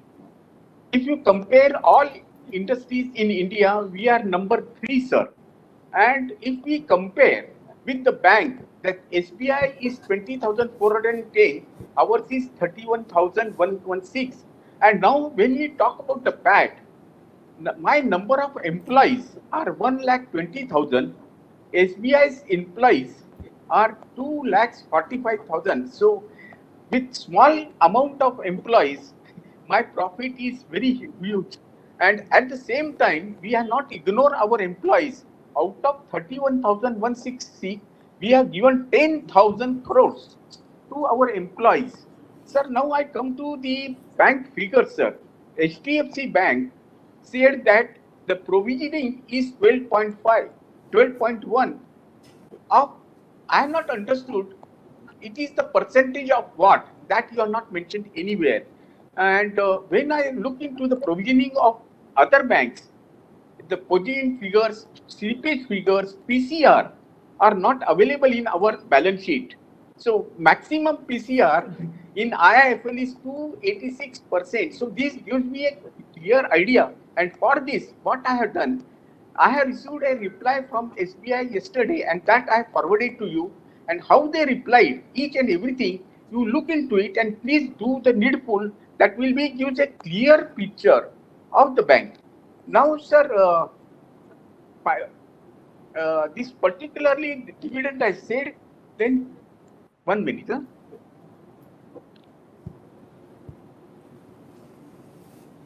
One minute. 10. Sir, this particularly. So may I request you to conclude your speech, please? I got only 2 points. That's all. I don't have any more points, sir. It is the basically what I'm saying. Somebody said that you can encash your whatever assets are there in the HDFC security and other thing. Here I wanted to tell you, sir, that it should be, when you are coming out with the issue, it should be proportionate to the holding of shares, not only a preferential share, sir. So that I would like to know. And when I 1 minute. And 1 minute, just sir. I don't have any much points. Only I am looking what is left out. Another thing, sir, when I refer page number 279, that is profit and loss account, everywhere you have put figures in lakhs, crores, millions, whatever it is. And the figures are here in 00, so it becomes very difficult to understand, sir. And when I look into... Request you to conclude your speech, please, in 20 seconds. Yeah, and another thing I wanted to tell you, sir, say only brief points are there. I have gone through your BR report, BR head reports, and what I found, the mail address of BR report, what you are given, doesn't exist. So please look into it and do needful. And another thing, we talk about your subsidiaries, associate, other thing. But if the issue of merger of HDFC and HDFC Bank comes, I will personally feel that HDFC before merging should be split into the share, and then only we can think of the split, sir. And I think I have spoken all the points, and thank you very much for giving me opportunity. And already I have mailed all the points. Even SBI report, SBI's details also I have mailed yesterday. So please look into it and do needful. Thank you. And I'm very much thankful to you for 6 rupees 50 paise dividend. And whether you took approval, who has given this, or why you are late, who has inspired you is not very important as far as shareholder is concerned. Thank you very much. Thank you, sir. Thank Number 12. Well, is already over, no? Yeah, Mr. Adil. Speaker number 12.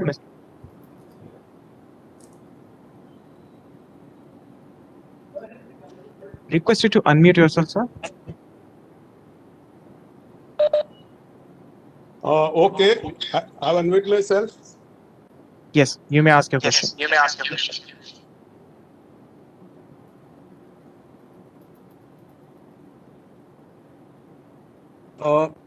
Thank you for allowing me to speak. Normally, I don't question what takes place before 30th of March. That is history. This is my company. This is my bank. So I've invested in the bank. I just want to say thank you for the dividend and all the good things that the previous shareholders have said. I agree with them. Can you hear me? Yeah. Yeah, okay. So I just want to thank the staff of this Balbaring branch. Basically, they've been very helpful during the pandemic. There is somebody's mother over there. And they've been being human service. It's now recently that you have put up some plastic partition between the staff sitting behind. Very good thing. They were actually, you should also call them as so they get vaccinated as early as possible. You should provide them a common uniform mask, basically, and a light,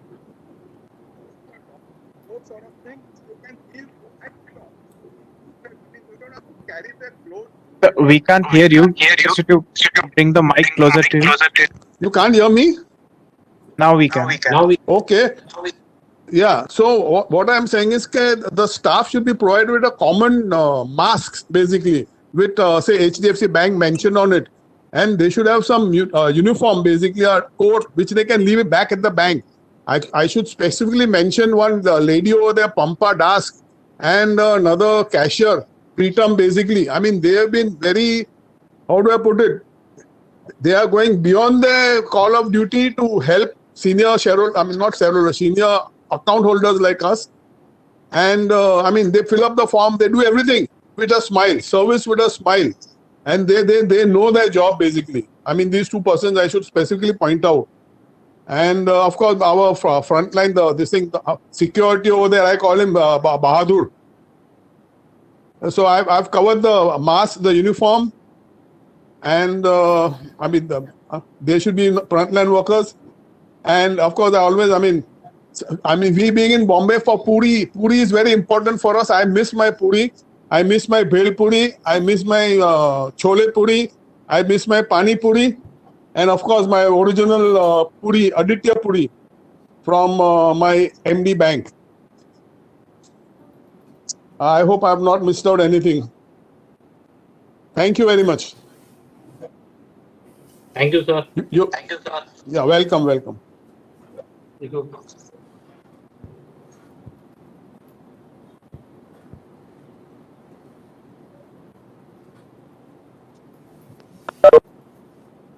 Request you to unmute yourself, please. Can you hear me, sir? Can you hear me? Yes, we can. Yes.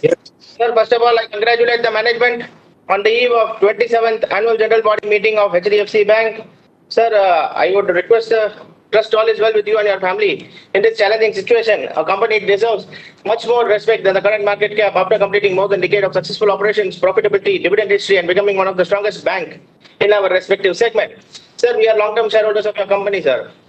And we would like to know what's the real impact of COVID-19 and how our business has been affected. And the coronavirus and subsequent lockdowns have left virtually no industry untouched after the COVID. Any employees we have sacked, hired, salary cut in percentage, if any. What are the cost-cutting initiatives done by the management? Any salary cut was being taken by the management? And what is the view of the management going forward? Sustainability of the profit earning growth will remain challenging in the coming quarters. And sir, what are the management efforts to reduce the other expenses, legal professional charges, and audit fee? Sir, my son and his team running a legal firm in the name of Thornwell's Associate in Chennai. So I would request your good selves to kindly enroll his firm into the empanelment of the bank with the local Chennai division so that he can get in touch with them and he will be glad to extend our services to HDFC Bank, sir. Please look into, sir, and try considering.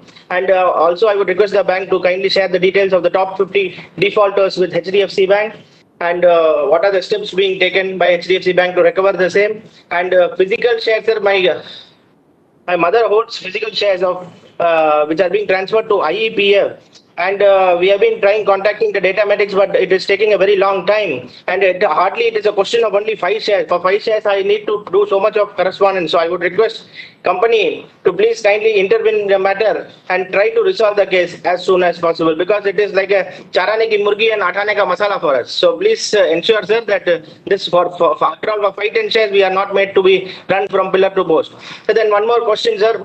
My client, Mr. Ajitullah, having a lot of checks which are being bounced in Ambattur brand, and we have also filed a check bounce case against the concerned person who have issued the check, but in the recent memo being provided by the HDFC Bank, it is mentioned that kindly contact Drawyer Bank and present again. In fact, we have verified, and certain cases there is no funds, so it should be mentioned as insufficient fund, and in certain cases it is like that the person has issued check and he has closed his account. So in that cases, HDFC Bank, in its memo, they should print that the account is being closed or insufficient fund, but in fact they are being mentioning kindly contact Drawyer Bank and present again, because in 138 Negotiable Instrument Act, when we issue the concern authority, bank might be available, bank might be aware about this, as you have also filed lot of 138 cases in Mumbai, and even for Chennai division, you are filing cases in Mumbai, and you are making people travel all the way. So bank should be aware about it. If you provide a reason like kindly contact Drawyer Bank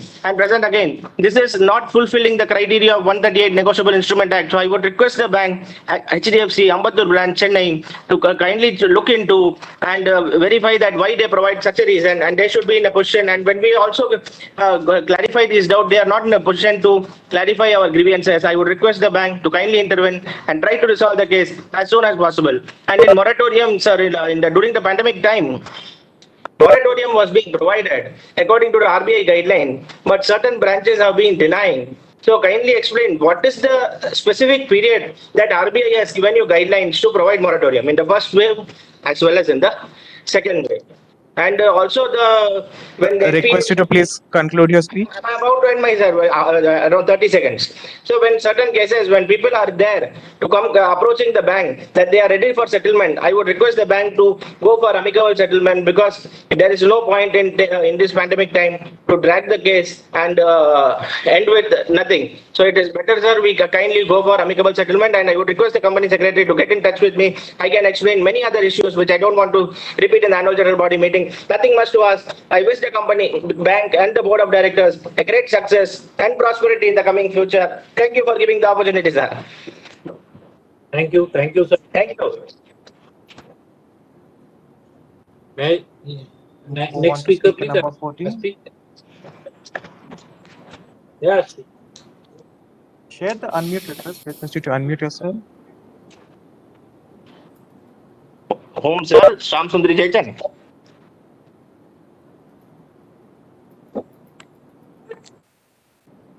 Sir, can you see me and hear me? We can hear you. Yeah, Yes. we can see you. Can you see me also? Yes. Yes, sir, we can. Okay. Chairman, sir, at the outset, I welcome you as a non-executive chairman. I also welcome MD.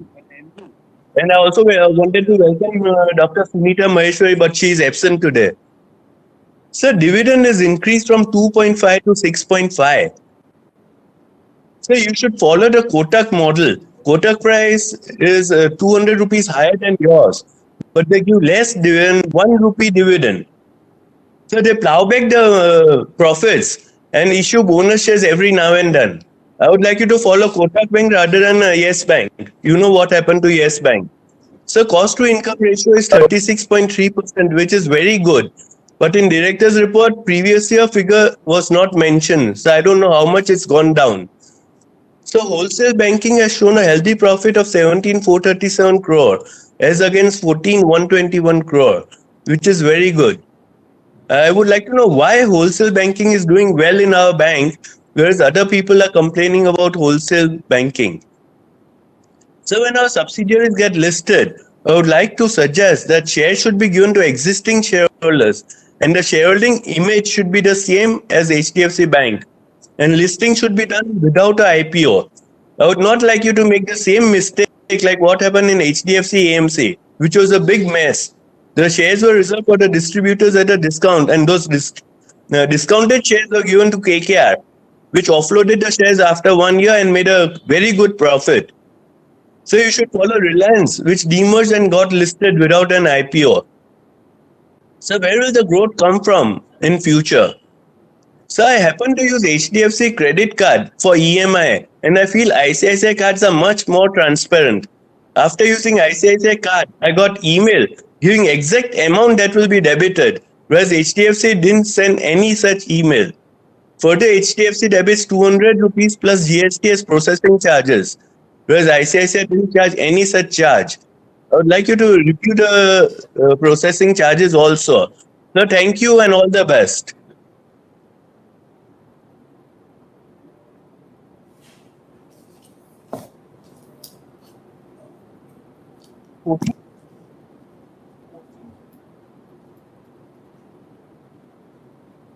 Akshay, the unmute request to unmute yourself. Hello.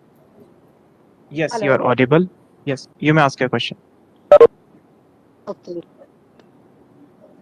Respect Chairman, MCG और अन्य मेरे जाने माने director Renu जी, सुजीता जी और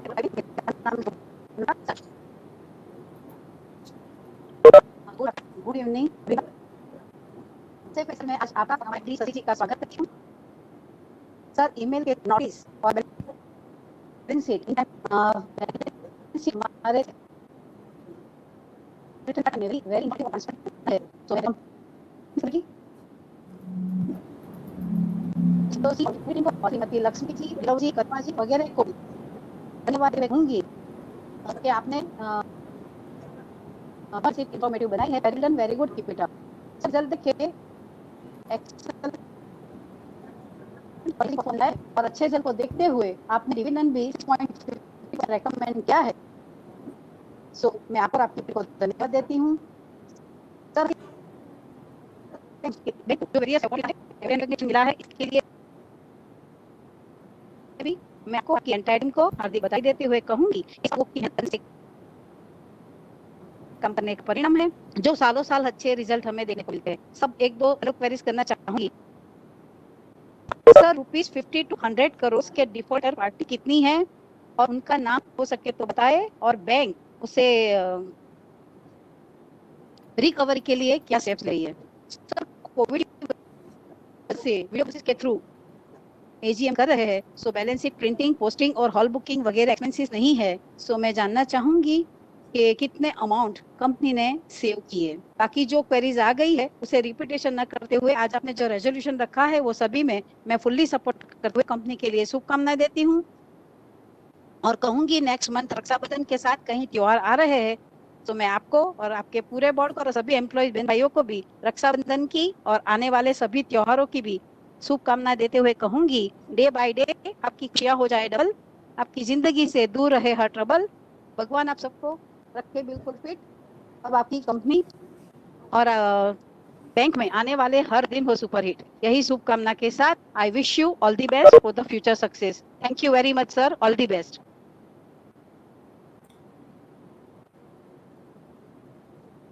Speaker number 16.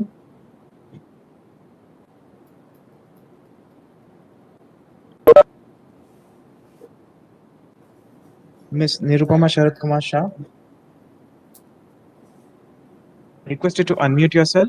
Can you hear me now, sir? I got only 2 points left out, and that I'll say I don't require any service from bank of any bank, not only HDFC.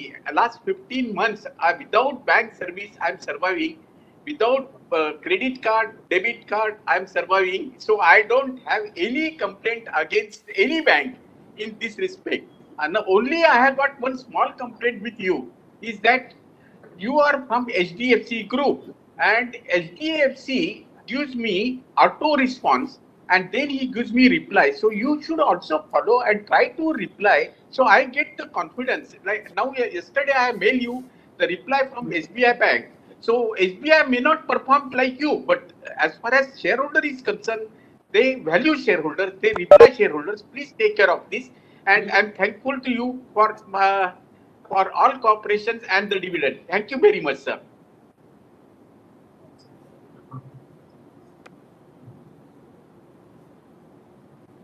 Thank you very much. We move on to the next speaker.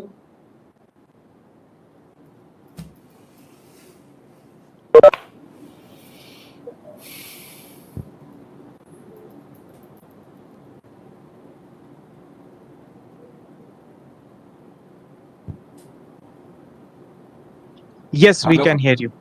Yes, we can. Yeah. Please go ahead. I have 6 questions. Has company implemented bonus benefits clawback for the terminated employees, especially in case of vehicle loan cases? If not, does it plan to?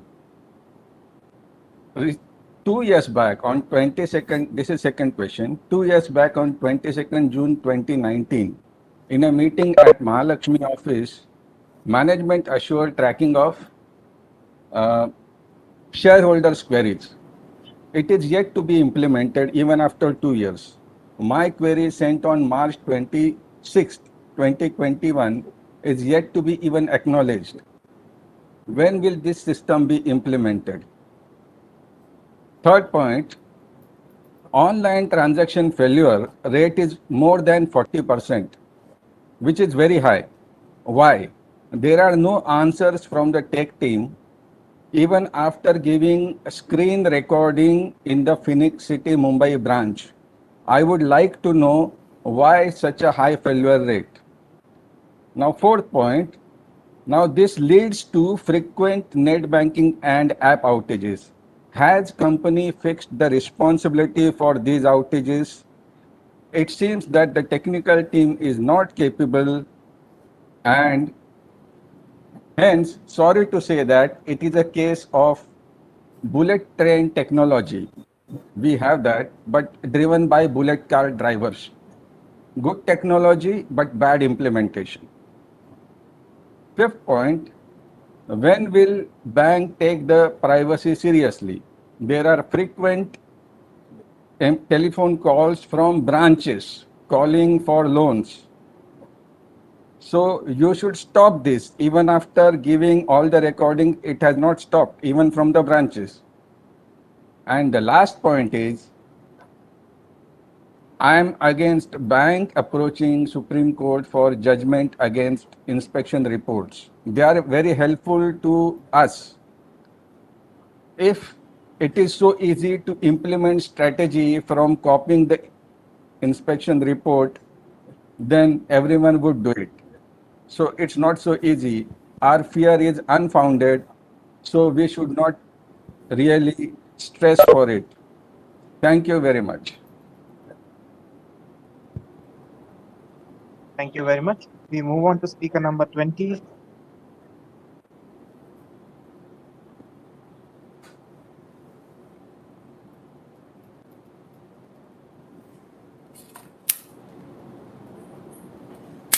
Unmute me. No, I'm unmuted. Now I will starting my video, and now I will be speaking. So, Mr. Chairman, my name.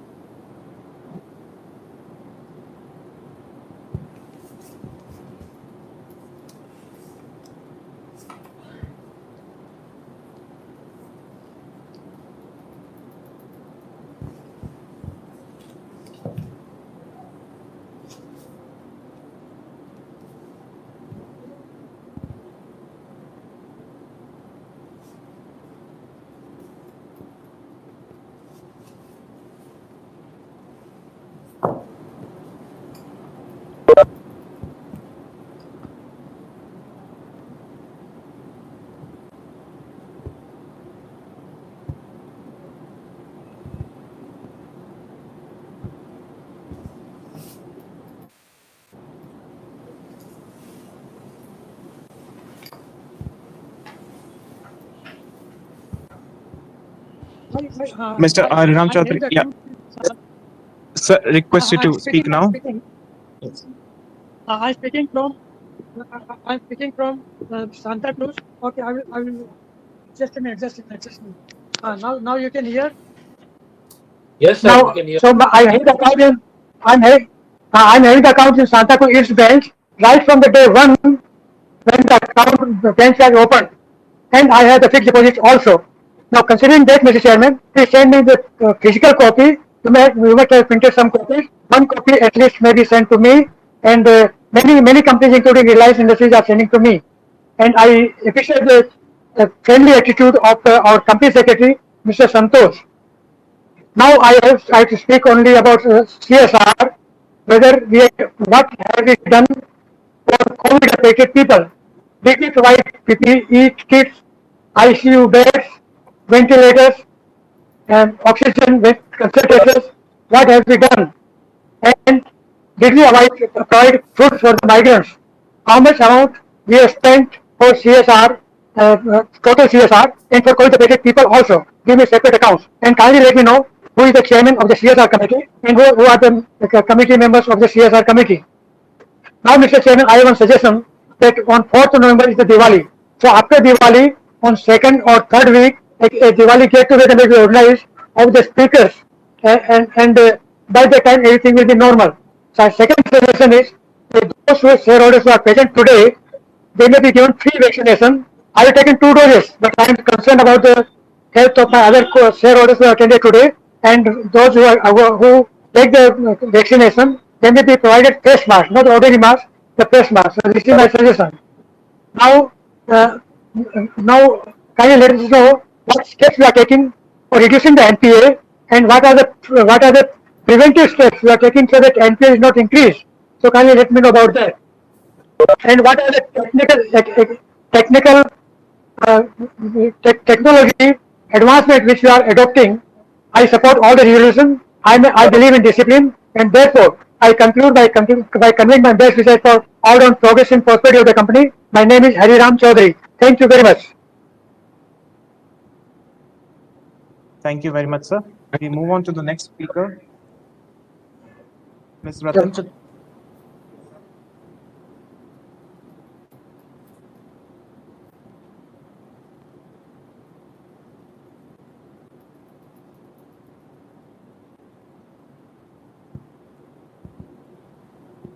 Okay, I'm Surana, speaking from Dubai.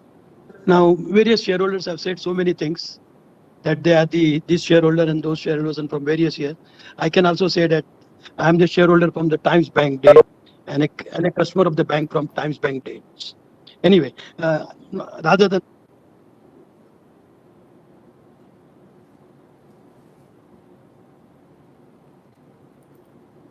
my big thanks and congratulations to the board members for selecting Mr. Shashi Jagdishan as the managing director and CEO of the bank. Very talented man. I met him on several occasions personally, even in the AGM too. And very soft-spoken and highly respected person. Now, as far as the financial statements are concerned, I have gone through it. Now, the most important thing which attracted my attention was one statement in the director's report, where it's the first time I'm reading that the director himself is admitting the pitfall, the shortfall in the bank system. And it very clearly says we have been in spotlight for the wrong reasons when it comes to technology. Also, there has been deficiencies in compliance. As a bank, we are certainly sorry for that, what has happened. Now, this statement reflects Mr. Jagdishan's fire in 8 months that since he took over, that he wants banks to be the best. And it is very rarely happens that a top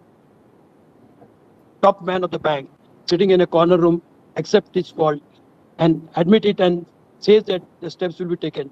And it is not that only HDFC Bank, even in SBI and the other banks are facing the similar problems. So I wish all the best to the bank. And once again, I thank and congratulate the board for selecting him.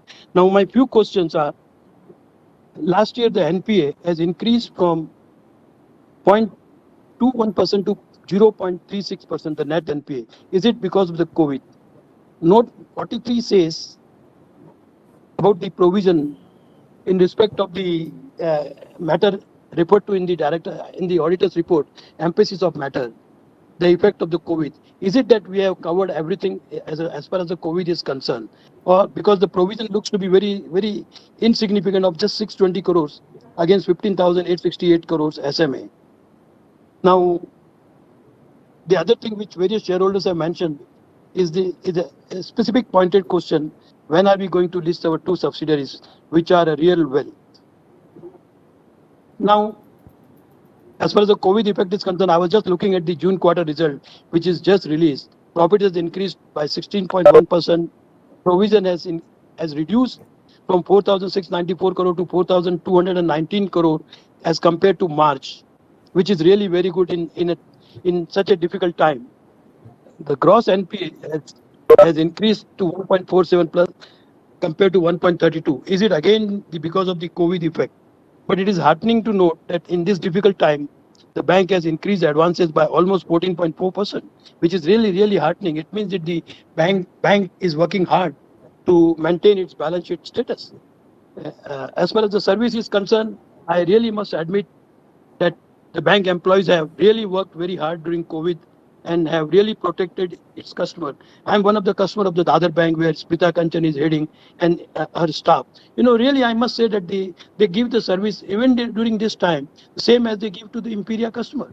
So I'm very heartening, and I'm sure it is happening at all the branches. But I visit only at one branch, so I say about that. But if you see all other branches, I'm sure there is hardly any complaint. And this AGM has been really very entertaining. The people have come out with their talent of trying to explain 1,001 things, which has rather no relevance, and wasting the significant time of the board of directors and the other speaker and the shareholders. So I must say thanks, all the best to the board of directors, and all the best to Mr. Sashidharan. Thank you very much. Thank you very much, sir. We move.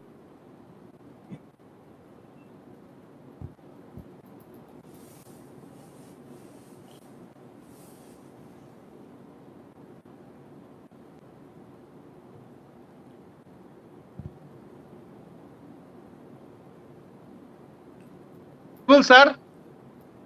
Hello? Am I audible, Yes. sir? Yes.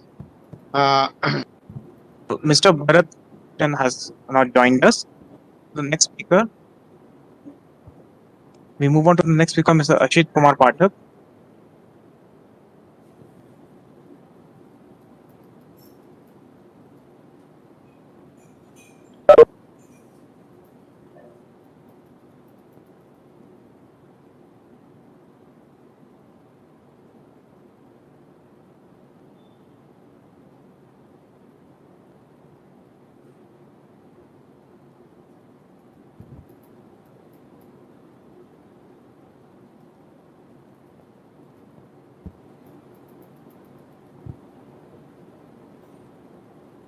My esteemed gratitude to Company Secretary, Mr. Santosh Hallankar, and Secretarial Department for the enhanced cooperation to members. Thanks to NSDL for nicely conducting e-voting. Sir, I have already casted my votes in favor of all 18 resolutions. Sir, I had sent my questions also by email, 4th July 2021. Apart from this, I like to share some of my views. Resolution 14, it mentioned to issue unsecured perpetual rupees 50,000 crores perpetual debt instrument. My question is time bar for issue and the terms and conditions and related interest of these bonds and the concerned entity. If possible, throw some highlight about this. Present vaccination status, many speakers raised this question, also these questions. And sir, at present, auto industry raised a red flag over the spike of fuel price and hits demand of cars. Any impact our auto car loan ecosystems? If possible, throw some highlights. I see newspaper higher debit bounces in May 21 point to retail stress. That concern from NCPI. Any impact in our business trajectory? Please throw some highlights about this. Sir, next, sir, RBI fines to banks over loans to NBFC for non-compliance with certain provisions on lending to NBFC. Does my bank follow all compliances to follow the RBI directions in creating a central repository of a large common exposures? If possible, throw some highlights. The subsidiary HDB Financial Services interest income grow 6.8% mentioned, but profit is drastically half than previous year. Reason behind it, where asset under management 61,564.7 as on 31st March 2021. But HDFC Securities profit is also higher than previous year. Please throw some highlight about this. Sir, next two questions, sir, I like to share. Sir, has my bank any exposure in cryptocurrency? And sir, lack of corporate governance, my bank has been penalized by Franco regarding auto loan disbursement. Mr. Kamal Majumdar also mentioned. Sir, previous KYC submission also penalty imposed. What step our bank management team has taken to strengthen the corporate governance? Also, many hackers are doing very sensitive operation to the fraudster are constantly innovating ways to trick bank customers by sending fake text messages or SMS, smishing and occurs when deceptive text message. Sir, what the precautions our banks taken to save our customers? Mostly 95 of the transaction about net banking. Sir, nothing to say more. Next year financial year will very higher than 21, and also it would be very valued if you if our new MD gives some valuable advice to us. Thank you, sir.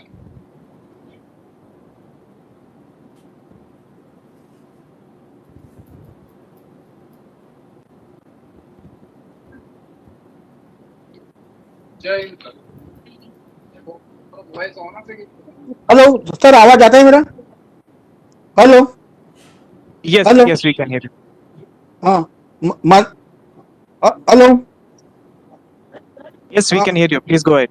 हाँ हाँ माननीय chairperson, माननीय MD sir और अन्य माननीय director sir, मेरा नाम Bharat Shah sir. मेरी कोई क्वेरी नहीं है, क्योंकि आप इतनी व्यवस्थित बैंक को चला रहे हो सर, तो आप इतनी बैंक को व्यवस्थित चला रहे हो सर, तो बहुत बहुत धन्यवाद सर देता हूं मैं सर। पीबीटी अच्छा है, सब बातों में व्यवस्थित बढ़ोतरी है सर। डिविडेंड भी आपने छप्पर फाड़ के व्यवस्थित अच्छा दिया है, और ऐसा ही डिविडेंड हर साल मिले, भगवान को प्रार्थना है सर। और सर, इतनी व्यवस्थित बैंक को चला रहे, इसके लिए मैं आपको बहुत धन्यवाद देता हूँ। ईश्वर को प्रार्थना है कि बैंक बहुत आगे बढ़े सर। सर, ये साल की नई कितनी ब्रांचेस आप ओपन करने वाले हैं इंडिया में और ओवरसीज में, जरूर बताना। सारे एवॉर्ड्स के लिए भी मैं बहुत बहुत धन्यवाद देता हूँ सर। और सर, बोनस के लिए पहला भी एक दो शेयरहोल्डरों ने बोला था, तो बोनस जरूर देने का मैं रिक्वेस्ट करता हूँ। और लास्ट बोनस कभी दिया था सर, और उसका रेशियो क्या था, वो जरूर बताने की रिक्वेस्ट करता हूँ सर। बाकी सर, आपकी secretary, hard working secretary, company secretary Santosh ji Haldankar और उनकी टीम के दाते जी और उनकी पूरी टीम को मैं बहुत बहुत धन्यवाद देता हूँ सर। कि कोई भी क्वेरी है तो जो तुरंत सोल्व करते हैं सर, और शेयर होल्डर को हमेशा रिस्पेक्ट देते हैं सर। तो मैं संतोष हल्दनकर और उनकी पूरी टीम को बहुत बहुत धन्यवाद देता हूं सर। ये वीसी कॉन्फ्रेंस में हमको जुड़ने के लिए बहुत दिक्कत आती है, तो आपकी जो सेक्रेटरी टीम ने बहुत बहुत मेहनत करके हमको जुड़ाने के लिए बहुत मेहनत की है सर। तो मैं पूरी सेक्रेटरी टीम को बहुत बहुत धन्यवाद देता हूँ। और sir, next year face to face, sir Diwali के बाद कोविड कंट्रोल में आने के बाद face to face get together जैसा प्रोग्राम हर टाइम एजीएम के पहले रखते हैं स्पीकर का, तो कोविड-19 कंट्रोल में आने के बाद गेट टुगेदर प्रोग्राम जरूर रखना, तो फेस टू फेस अपन सब साथ में मिल सकेंगे सर। और सर, नेक्स्ट ईयर कोविड-19 कंट्रोल में आने के बाद physical face to face hall में मीटिंग जरूर रखना सर। बाकी सब रिजोल्यूशन में मेरा पूरा सपोर्ट है सर। और आने वाले दिवाली और अपना आने वाले गणपति, नवरात्रि, दशहरा, दिवाली फेस्टिवल की शुभकामना देता हूँ। आप सबकी हेल्थ वेल्थ अच्छी रहे और बैंक बहुत आगे बढ़े सर। बस ये मनोकामना के साथ मैं पूर्ण करता हूँ। सब रिजोल्यूशन में मेरा पूरा सपोर्ट है sir. Thank you very much. जय हिंद, जय श्री कृष्ण, जय Maharashtra sir. Thank you. Thank you very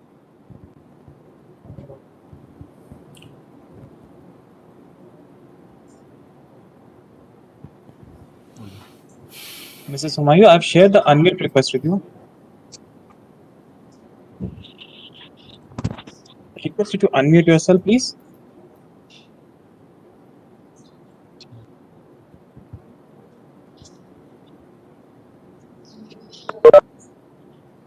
Please unmute yourself, ma'am.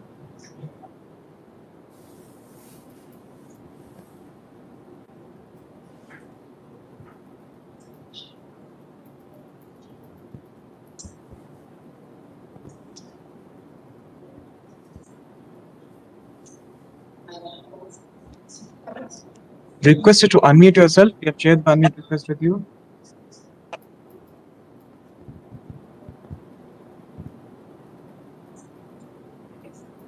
I think we are facing some technical issue. We move on to our next speaker.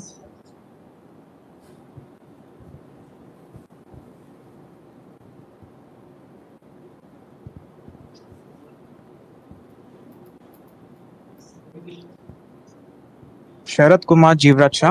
We have sent the unmute request. Now, sir, I got only one question and nothing more than that. My previous speaker, Aspi, said HDFC AMC made a mess. And really, I'm telling you, because of that mess, I'm facing for the last 3 years. And HDFC knows about this. Even HDFC chairman, that Deepak Parekh, is aware of this. So, definitely what Aspi says, I do agree with him. Thank you very much, sir.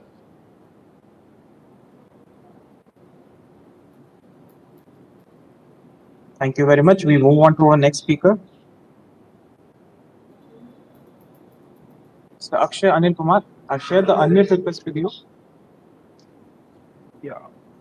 Hi, can everyone hear me? Yes, we can hear you. Please go ahead. Good evening to all the directors and everyone.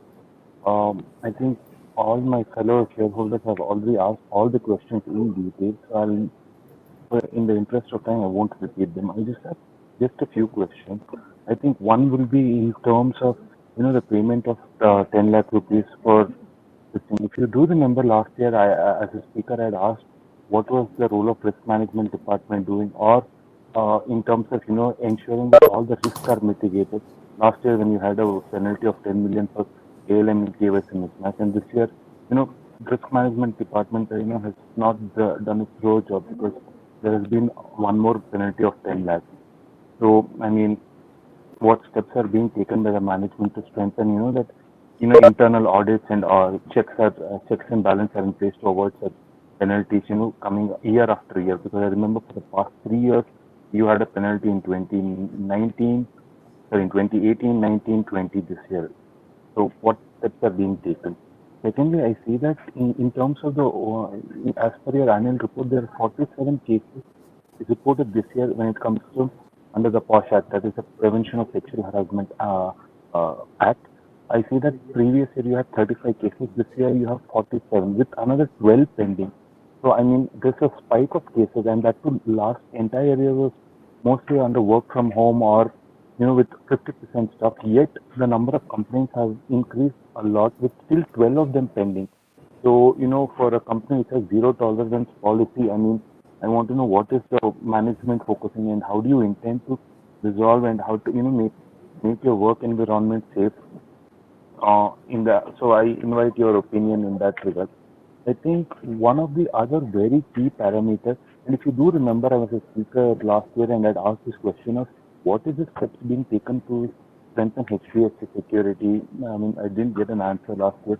And this year, if you look at the comparison, it's very clear. HDFC security has about 7.6 lakh active customer base versus ICICI Securities, which has 15.8, which is almost more than twice the active database that your bank has. So I had also suggested whether is it possible to incorporate discount broking or merging up with the discount broking in order to increase, because ICICI Securities have increased their customer base significantly year on year, whereas HDFC Security almost not that great. I mean, it's 10.10 this year, which 3 lakhs more when compared to last year, as opposed to an ICICI bank which has increased significantly.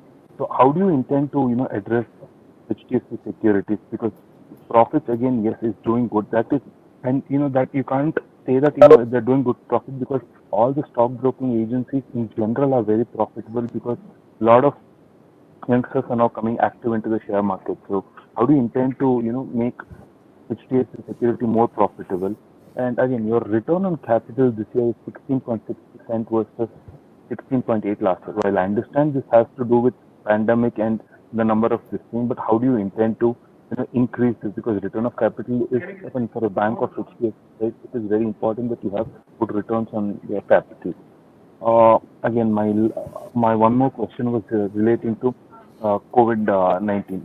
For those employees who have lost their life, what steps has the board taken? Because you can see IDFC First Bank and Borosil India, who are coming up with saying we'll pay their salary for the next 3 years, the education will be taken care of the children. So what steps has the bank taken in this regard? And so far there has not been any official announcement in this regard for those employees who have lost their lives. And again, my last question, I think, was with respect to, RBI giving directives to stop sourcing of new credit card. But this question has been asked in detail, so I won't repeat them.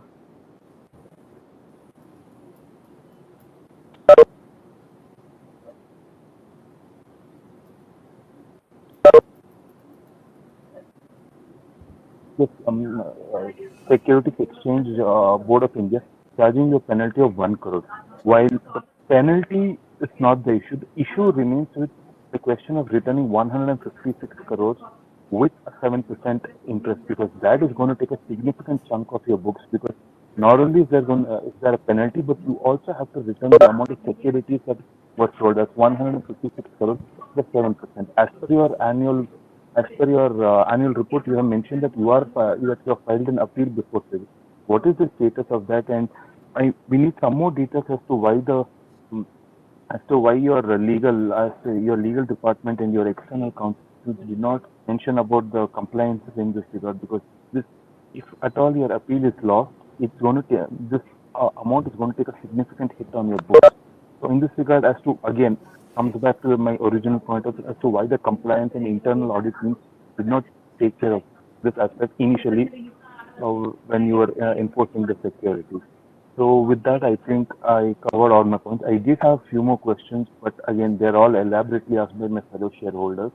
So in that regard, I once again thank the management for giving me this opportunity. I was a speaker last year, and with physical meetings likely to resume next year, I won't be coming anytime to Mumbai. So it was nice. It was a good opportunity for youngsters who are outside Mumbai to come and express their views. So once again, I thank the entire management and Santosh sir and his entire team for giving me this opportunity. You meticulously followed to ensure all the shareholders can get their chance, that they have a seamless experience. So I mean, I've attended quite a few AGM, but when it comes to organizing, this is one of the best. And hopefully, I can ever attend a physical meeting and meet the director. So thank you. Thanks, Akshay. Thanks. Number 23, Mrs. Humayun. We move on to speaker number 23, Mrs. Humayun. I've shared the unmute request with you.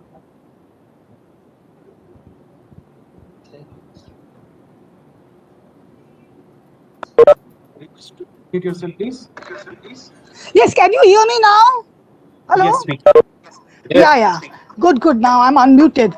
Just a few questions, sir. This WebEx platform is very good. Now I'm very scared now. Next, HDFC will be Chorus platform. I couldn't get across Chorus and TCS. In WebEx, I always get across. Please inform them to take care and get me across in HDFC.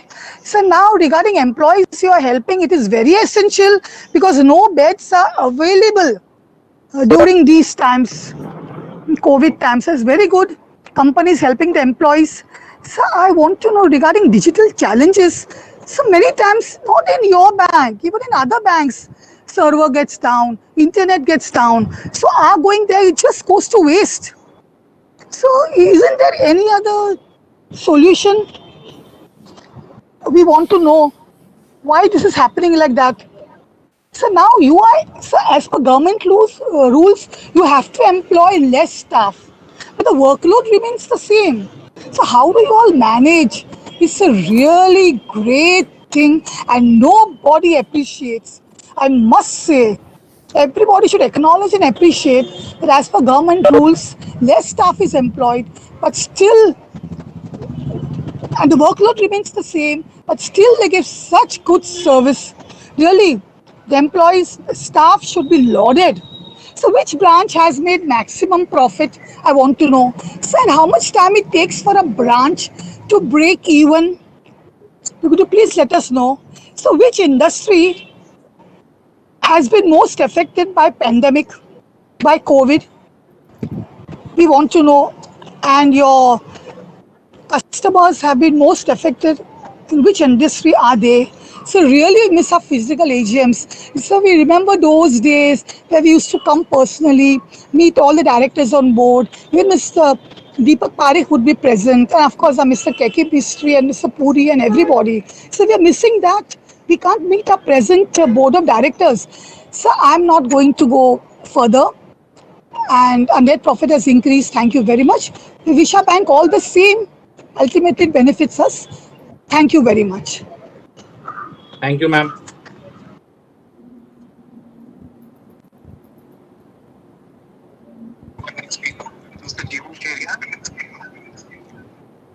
Speaker number 26.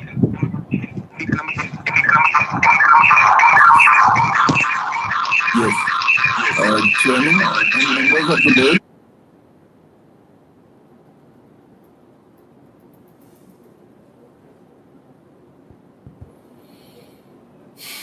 Matters before you for your perspective. This is not a place where I am going to be a substitute for your grievance redressal system. But there are certain things which I have to bring it to the top management.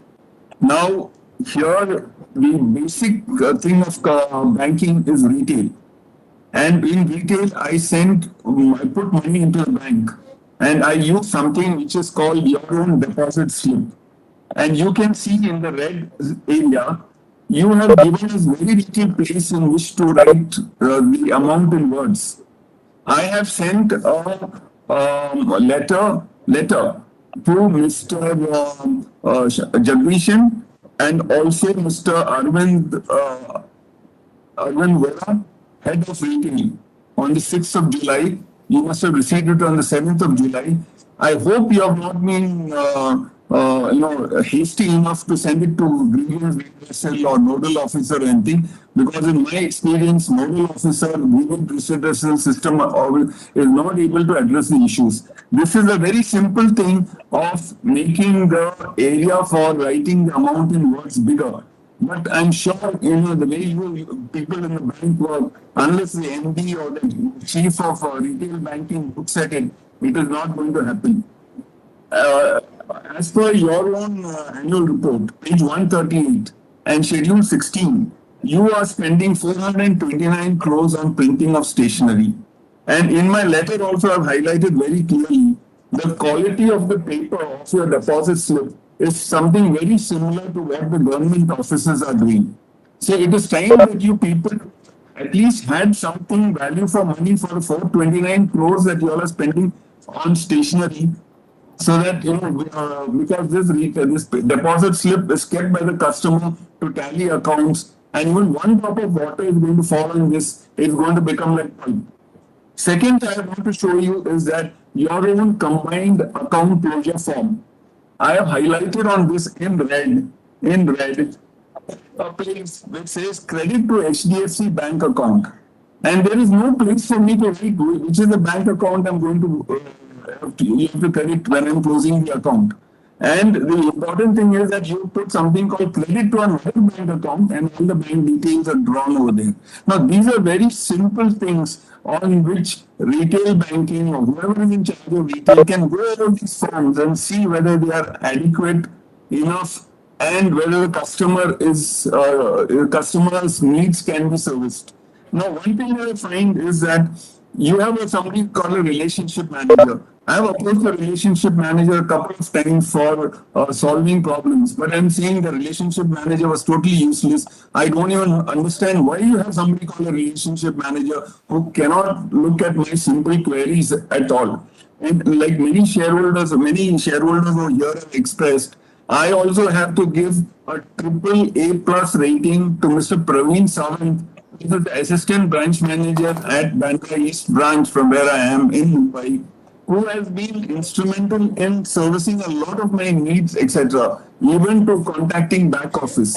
And the saddest thing is that when we write something through your grievance redressal system to the back office, the replies are very standard replies or is an auto reply which is of no use. Like I told you, this is not a video session for your deficiencies of your grievance redressal thing. But the bank office definitely has to pull up the socks. Because why does the bank office have to pull up the socks? That will affect your profitability in time to come. That will affect how you are giving customer service. Because in this bank service, in this service orientation, 90% is not enough. That 90% of the customers say, oh, you're doing a very good job. It is the 10% who will make the thing, and retail is the backbone. Corporate lending is the other part of it. You have to learn to treat the customer as one part of yourself. Then only you will see the profits increasing. I personally feel that yes, you give good customer service. Your share price, which is today 1520, will definitely be going up to 2850 in 2 years. Now, this is something which you people have to do. Now, coming to page 47 of your policy, the managing director and the board of directors, everybody has talked about on page 47 in that paragraph over there, integrity, empathy, culture, etc. Let me just point out to you, you talked about empathy, you talked about integrity, empathy with the customer. Can be better. But you talk about integrity. Let me also remind you that it was a whistleblower who brought your notice that the things in your bank are not up to the mark.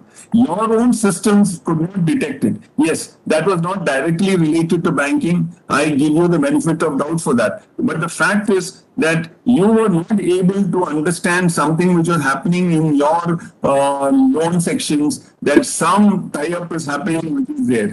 Now, coming to the present issue, I'm not dealing with your digital outage and everything. The papers have given me a very good idea of what is wrong with you. If you people go through the papers, you will have a better idea of what is happening with you. Because RBI has asked the board to fix accountability. I want to know whether we actually fixed accountability. Now, number two is that I understand that in one paper there's very clearly written, this is the legacy of the Aditya Puri era handed over to Mr. Jagdishan.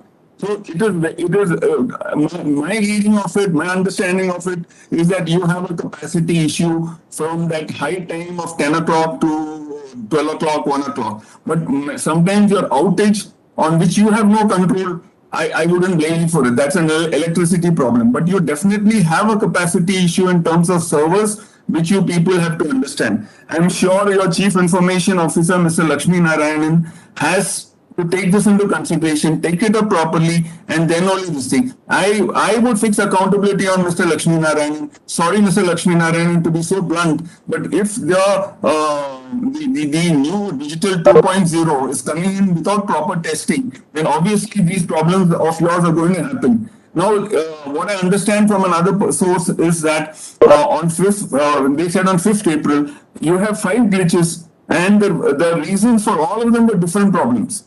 If I can understand it's a capacity problem, I can understand it's a starting a problem, I can understand. But you had 5 different problems, and if you people cannot get on to it, then obviously it means that your service provider who is taking on to the digital technology higher level is not up to the mark. Yes, you have been very good in shielding his name. Very good. But then let not the customer suffer in your shielding. I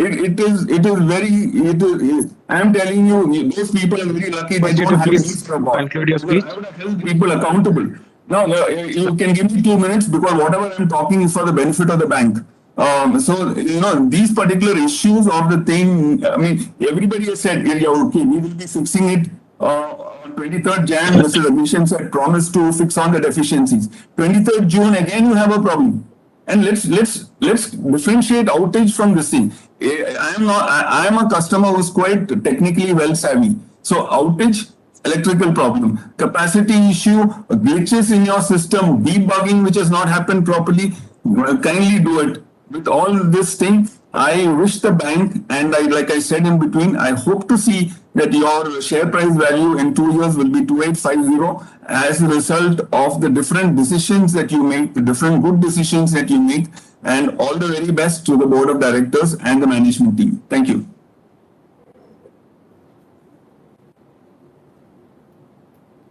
We move on to our next speaker, Mr. Karthik Trivedi. Speaker number 27, Mr. Karthik Trivedi. Request you to unmute yourself. Yeah, good evening. Can you hear me? Yes, we can. Please go ahead. Yes, this is Karthik Trivedi. Good evening, Chairman and other fellow directors. Sir, this is in regards to retail only. So I want to highlight one thing, that there was an incident in 2020 regarding the auto loans distribution. This is the second in the lifetime of HDFC, and earlier also it was such a similar kind of incident happened in HDFC Securities when there was a director, Sunil Shah. So why does it happen? It happens due to the extreme torture given to the employees, extreme torture at the top end. So why this torture is there? So I can give you an example that there is 700 kilometers area of square kilometers of Bombay, and there are 250 branches. Every 3 kilometers there is one branch, and we have extra employees and too much of employees and too much of target pressure is there. This target pressure relates to extreme pressure in the mind of people, and that is relating to all blunders. So I want to ask you that I can give you an example that Churchgate station has 5 to 6 branches within a span of 1 kilometer, and even and even in Andheri East area there is every 1.5 kilometers there is branch. Why so much branch at every 1.5 kilometers? Too much of employees for a business. I want to tell you that already you have captured and too much of this thing pressure which creates some havoc in this scenario.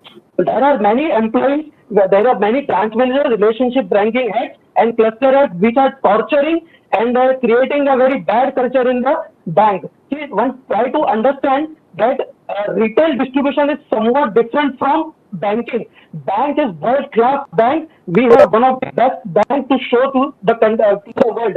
And please do not spoil the bank. Your retail distribution is absolutely spoiling the bank.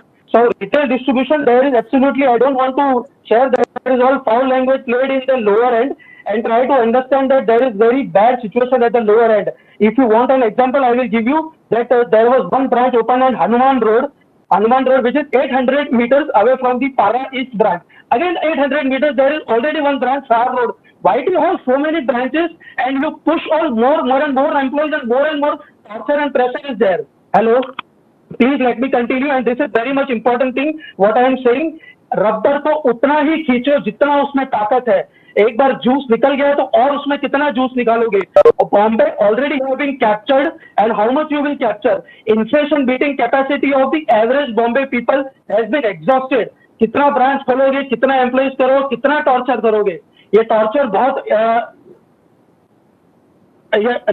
you can see me. Yeah, you can see me right now. So how much torture you will do to the employees? That is the most important thing.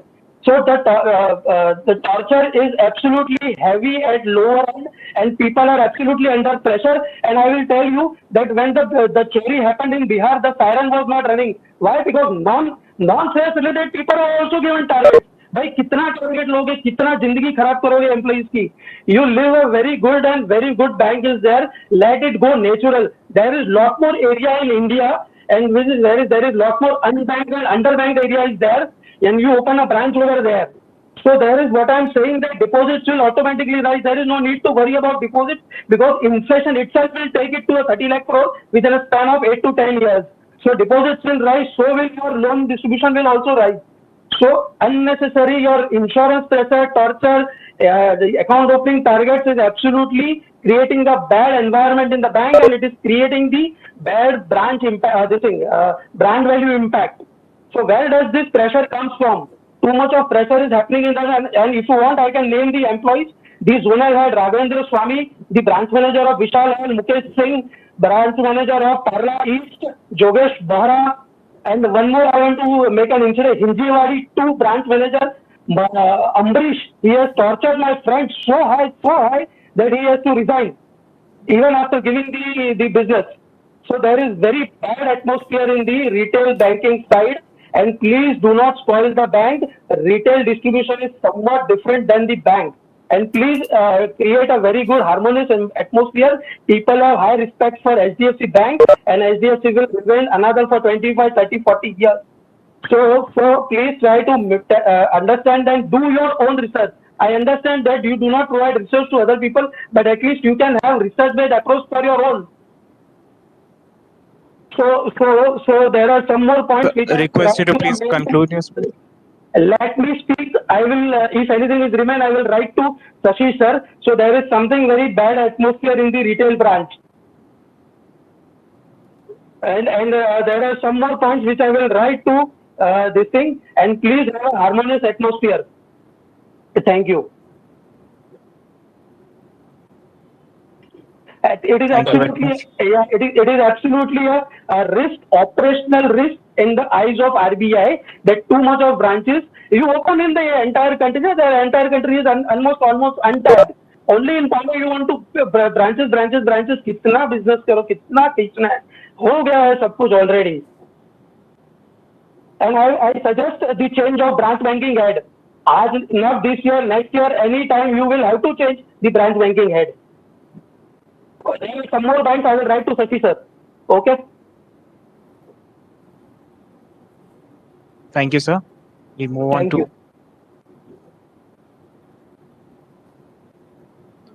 We move on to speaker number 31, Mr. Mukesh. Speaker number 31, Mr. Mukesh. Requested to unmute yourself. Am I audible? Yes, you are. Please go ahead. Namaste, everybody. Welcoming the new chairman and the managing director, Mr. Jagdishan. Vanakkam. I'll say that one of the things by which you can conduct the AGM a little better is, see, live speaking takes away too much of time of other shareholders. So, like how Reliance had done, you can invite audio or video clips from all the speakers, limiting them to say 2 or 3 minutes. So which will save everybody's time. And some speakers just go on and on 5 to 10 minutes. And those who are tail enders like us, we have to suffer in multiple ways. Anyway, I'll straight away go to some of the bullet points and highlight some of the issues. First one is net banking. Net banking was evolved to reduce the pressure on the branches and physical visiting of all the customers. Now, all the banks have various kinds of issues. Some of the banks have good branch banking, like including HDFC, but the net banking is very bad.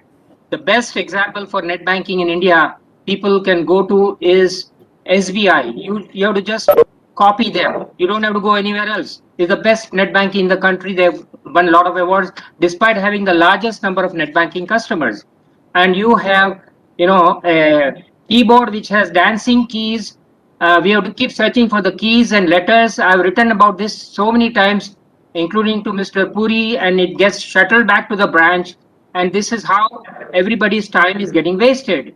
Now, you have to have a customer service and a net banking service toll-free number where people can, with a lot of savvy people, those who are marketing savvy as well as customer savvy, those who are technically savvy.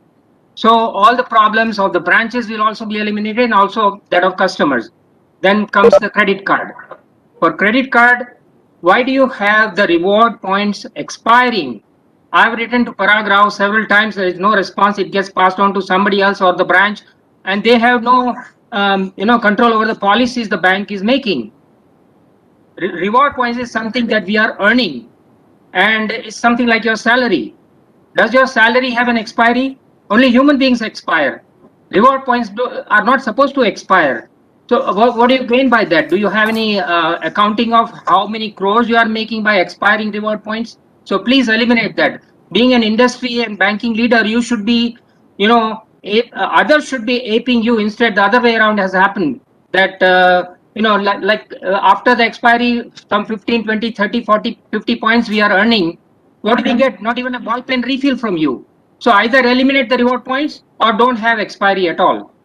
Now, the bottom line and the top line of every organization is the middle line, which is the customers. So HDFC has been doing very well, both top line, bottom line wise, but middle line needs to be handled very well. There is a lot of attention needed for customer service. The staff is very pressed. Many of them are very good. Ultimately, it boils down to human nature. So those who are customer friendly and who have a good nature should be facing the customers, and others should be in the back office. And some of the other things the bank can do is, like all the banks need to do, and being a lead bank, what you can do is have depositors insurance up to at least 1 crore rupees, if not more. I mean, right now the insurance is only 1 to 5 lakhs. Though there are so many banks that have disappeared. Maybe they are smaller banks, but then this should be the confidence people should have. Sir, request you to please conclude your speech. Yes, I will. Just a minute, please. And I would request the chairman, who has a finance background and he has been with the Ministry of Finance, to look into some of the redundant acts like Indian Succession Act of 1925, 100-year-old act, due to which, and many such rules and regulations which are so impractical that people are not able to get their own wealth money back. 1 lakh crore rupees is sleeping in government coffers because of these kind of redundant and ridiculous British day rules and regulations which are being faithfully followed even today. So many of these things can be done. And as the Prime Minister has been saying, ease of living should also include ease of investing, ease of banking, which should lead to ease of dying also for most of the customers and the people of this country. So I request you to please pay attention to customer service, and if you need help, I can offer that. I have extensive background in that, in customer delight. So let delight be the last part. At least customer satisfaction should be the bare minimum. Thank you very much.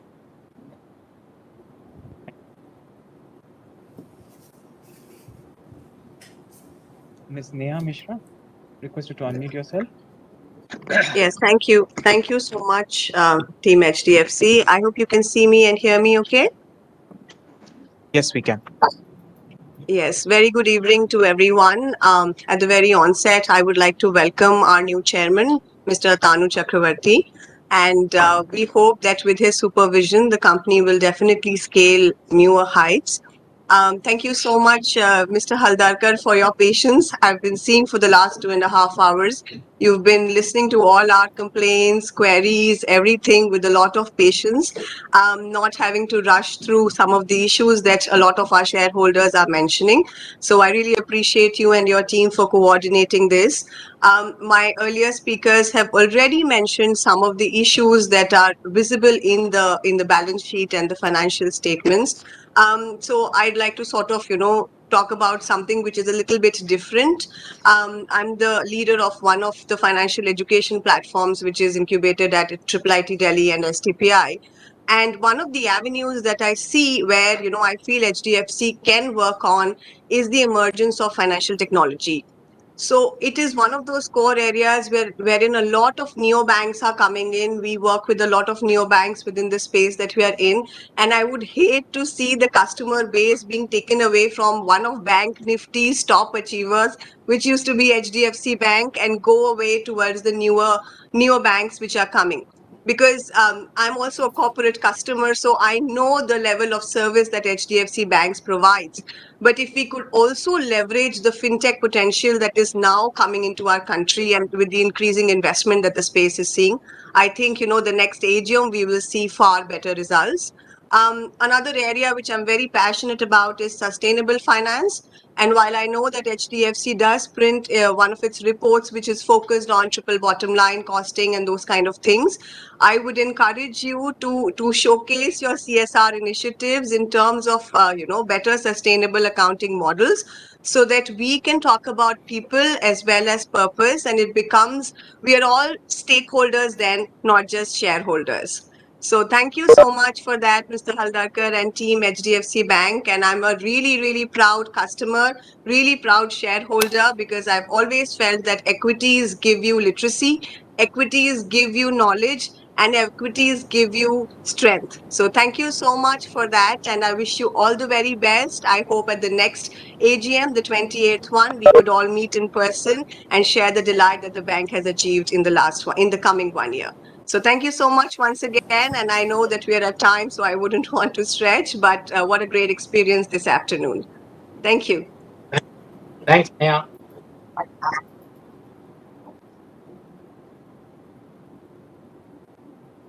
Mr. Bala Subramanian. Speaker number 33, Mr. Bala Subramanian. Yeah, yes. Audible? Yes, you're audible. Yes, sir. Please go ahead. Thank you. Mr. Chairman, Directors of the Board, I am K.S. Balasubramanian, a shareholder from Coimbatore. I have great pleasure in participating as a speaker in the 27th AGM of the largest private sector bank in India, with 2,201 branches, 7,110 ATMs spread over 996 cities in India. Even in the background of COVID-19 pandemic situation, the bank has growth has a growth of 13.2% in deposits to 13,46,000 crores, and both in domestic retail loan and wholesale loan grew comfortably. All the ratios, including the capital adequacy ratio of 18.8% and the CASA of 46.5%, show cause the strong balance sheet of the bank. Excellent performance, sir. Now regarding my queries, we have total provisioning of 4,684 crores, including the 1,300 crores of the contingent provision and higher than 3,785 crores reported in March 2020. The higher provision resulting in a fall of 7% in sequential net profit. As a result, the bank's credit cost ratio increased to 1.84 from 1.25%. Higher provisioning is in the light of the Supreme Court's moratorium in classifying loans as NPA having been lifted. There is more certainty in structural loan. Why this over provisioning? Anyone time restructuring or any floating provision was made. HDFC had multiple outages in mobile and net banking services, and RBI strictures passed on banning the new credit cards for the customers is really worrisome. And I would like to know whether digital technology audit has been over. What are the multiple digital products that the bank plans to introduce?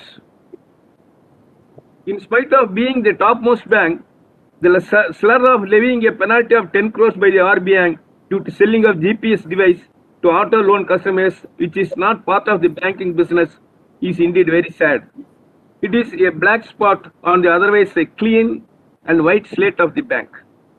Please elucidate the bank's proposed technology transformation agenda and also about the cloud strategy to be adopted by the bank. Do the bank make envisage deterioration of the retail asset quality of those who had taken moratorium and restructuring and slowing down of any collections due to this corona? Lastly, as a shareholder, last year no dividend was paid due to RBI's instructions, and this year also only a meager amount was declared in spite of a spectacular all-round achievement by the bank. The dividend distribution policy needs a revamping. As earlier speakers spoken, there should be a reorganization of the branches. I think wherever branches could be cut, the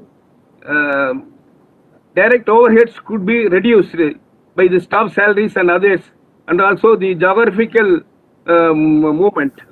Hence, as far as possible, instead of embarking on larger expansion of the banks, you try to rationalize the branches, existing branches, and see that the branches do the return from the branches are to the best of performance. Thanking you once again for the excellent performance of the HDFC Bank. Thank you, sir. Thank you, sir.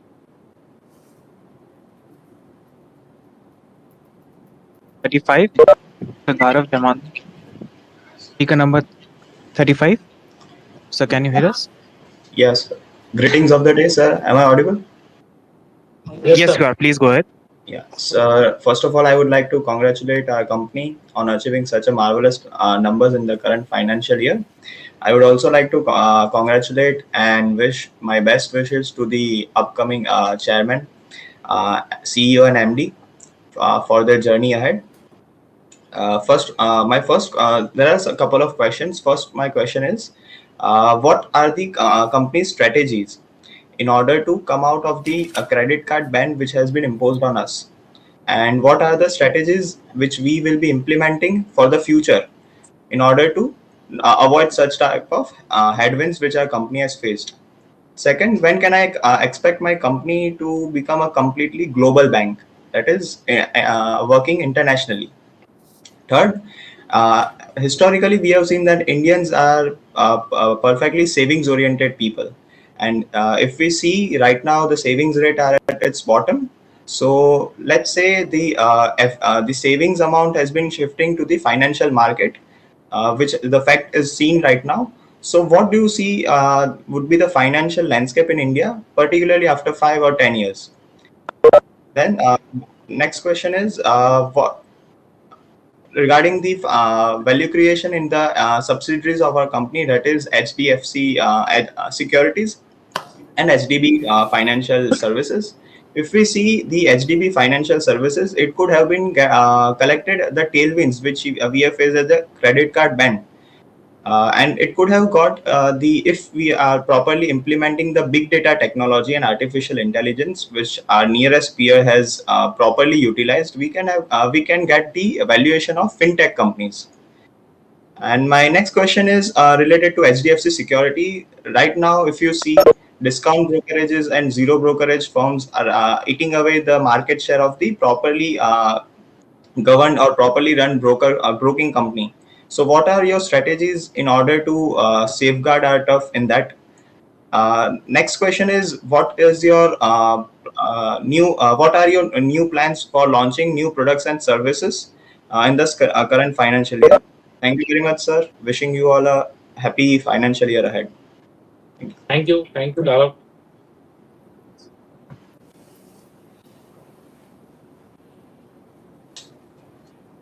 Agarwal.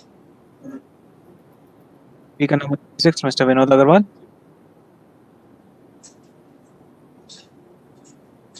Request you to unmute yourself, sir. Yeah, can you hear me? Yes, we can. Please go ahead. Can you hear me? Yes, sir.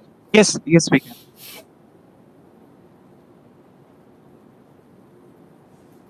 Hear me? Hello? Can you hear me? Yes, sir. Go on. We can hear you. Yes, sir. Yeah, and respected Chairman Atanu Chakravarti ji, CEO Shashidhar Jagdishan, and our CS Haldankar, Santosh Haldankar ji. Sir, I've got a few observations from your annual report. And one thing I'd like to know, have the chairman and the other directors walked out of the meeting, or are they still there somewhere in the meeting? Because we shareholders are made to suffer for 3 to 4 hours, and they have been walking out. It should be equal time stress for them. We've been given the 3 hours stress out here, so even they should be able to listen to us. It's not that the company secretary is taking down notes and then passing on. It should not have been that. If they are all of us are here. All the directors are here. All the directors are here. Maybe you can't see them. Mr. Kumar, each one of them. all of us are here. We are keenly listening to your views. Because I could not see them on the screen. Yeah, turning the screen for different. Okay. Yeah, another thing. Yeah, on page 112 and 13 has been given the 10-year highlights of the bank. There I see the past 8 to 9 years, the dividend payout was about 20% plus DDT.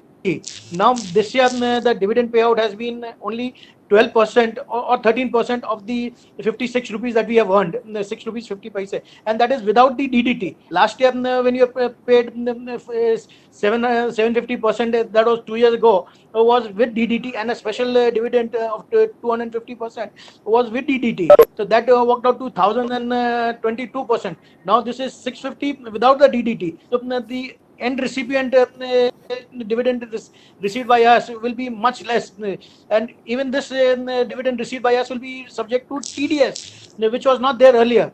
I hope that you'll look into a special dividend for us in the future. Last year also the dividend was skipped. So now the 650 6 rupee 50 paisa dividend is for a 2-year period out of the last year's earning and this year's earning. So I hope that you compensate the shareholders somewhere or the other in that way. Yeah. Another thing which I have observed is you have declared your this year's Q1 result, in which the HDB financial, which the people are asking for having listed, has been not very particularly good. The PAT has gone down by 44% in this year's this quarter to 130, and the NPA also have risen from to 7.75% GNP from 3.89% in the HDP. So I don't think that it's a good time to have HDB listed, HDB Financial Services listed, because the performance has not been up to mark of our main bank. And I am happy that we are a net foreign exchange earner. We may earn in derivatives some 2,438 crore, and our operating and capex expenses required 1,600 odd crores outgo. So we are a net earner. Yeah. And another thing which I have an issue with is that you invited some speakers for the second and third time. This should not have been. We are tail enders, 36 number. I'm coming after.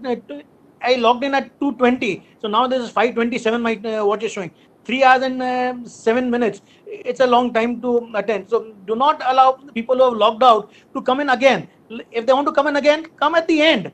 Now it's taking a part time when they come in and relog in and do something like that. One speaker came in 3 times, Sharad Shah. Tamal came in twice. They take a part time, and you've given some of them more than 4 minutes, 5 minutes, when the time limit set by you was 2 minutes. When 36 speaker, I was there 2 minutes a time. I was expecting to come within 1.5 2 hours. Now this is taking me more than 3 hours to come into. So it's a lot of time in front of us. Screen fatigue does come up. Now I'm sure you also must be realizing that screen fatigue comes in front when you're sitting so much in long, so long. And next year I do have a physical meeting, and I hope the company keeps on growing, and I wish all the best for the future. Thank you. Thank you, sir. Thank you. Thank you. Can we have the next speaker, please? Yes. So I request you to unmute yourself, please.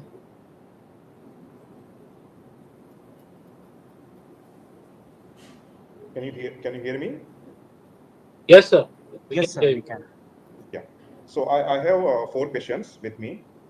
First question is, when was the last time CEO and MD met our Prime Minister, Finance Minister, or RBI Governor face to face? That is my first question. Because I feel that relationship making licensing is a very strongly required at this moment by HDFC Bank due to new management maybe. And what we have seen action by RBI Governor and RBI, I feel that somewhere HDFC Bank is lagging in relationship and license. That's why such stringent actions are happening against the bank. So that is my one question. Second question is, are we happy with the growth, the way technology is moving ahead, the way Zerodha, Paytm, PhonePe, Google Pay, everybody is eating into everything and future growth. Are we happy? Are we clapping that we have done well? I think we are missing it. Next 5 years are going to be crucial. If we want to know that this is going to be Shashidharanji or Tanuji's HDFC Bank for next 5 years, I think this is the year. where you have to take bold steps and you have to try and sack few people if required. If you want to poach some people from maybe Paytm or Google Pay or anywhere, you have to do that. Publish that in your annual report, that how many people were sacked because of performance, how much talent from lateral side you have recruited for verticals, which you are going to using for capturing next growth cycles and next technology cycle. Third is how you are planning to make your branch staff aggressive. You go to your branch and go to either side 1 kilometer, you will everywhere you will see Paytm, Phone Pay, using everybody other than HDFC Bank, anything. Okay, so now this is the time HDFC Bank and staff, they can become a SBI kind of culture, or they can be a next generation kind of promoters and entrepreneurs who are very aggressive, which HDFC Bank cannot imagine, or their staff may not be imagine. I think this is the time HDFC has to make a call how to make all your branches and customers centric, and how aggressively they can reach out to the next door and on the roads. And last one is technology is wise. HDFC Bank, everybody is talking about it's very poor. Yesterday also I checked HDB Finance website. You go to some sections of student insurance or something, you click on that and you don't reach anywhere. So I think website click is also not happening. Forget about smooth technology, where today you go to buy anything online, you will everywhere get option of maybe a UPI or maybe a pay.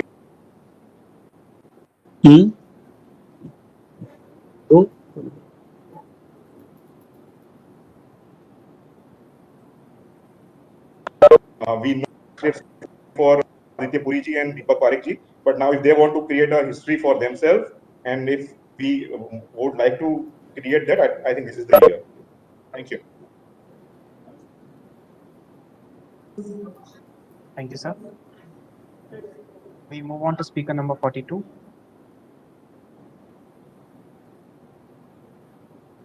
Mr. Kashyap Javeri. Speaker number 42, Mr. Kashyap Javeri. Request you to unmute yourself. Hello. Am I audible? Yes, sir. Yeah, Yes. Yeah.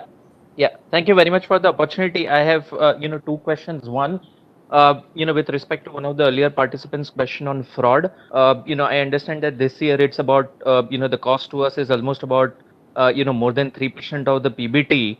If you could throw some light on what kind of frauds are, included there, the cost is too high. And point number two, our remuneration and nomination committee actually met 28 times a year, whereas, fraud monitoring committee met only 3 times a year. When, the incidence of, fraud becomes, so high, what are the steps that we are taking to, control this number? Question number two is pertaining to fintech. Now we are going to see plethora of IPOs coming from fintech and e-commerce company. And which will be seeking billions of dollars in valuation. We have been. Hello.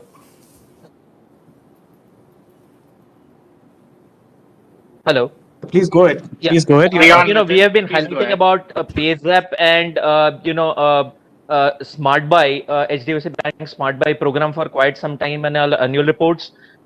I can see the mention of that also in filing to SEC in US.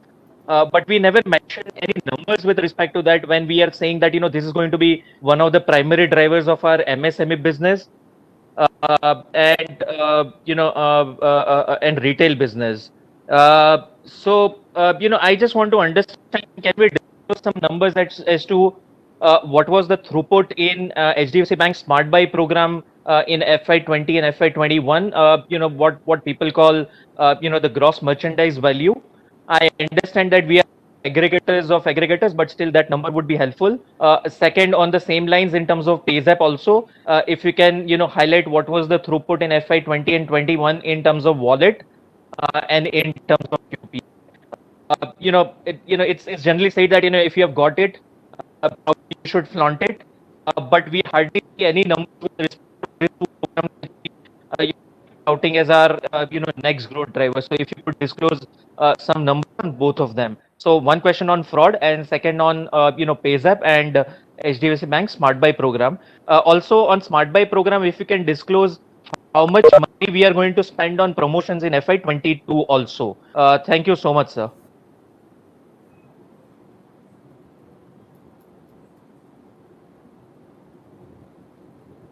Dinesh Bhatia. We move on to our last speaker, Mr. Dinesh Bhatia. Sir, request you to unmute yourself.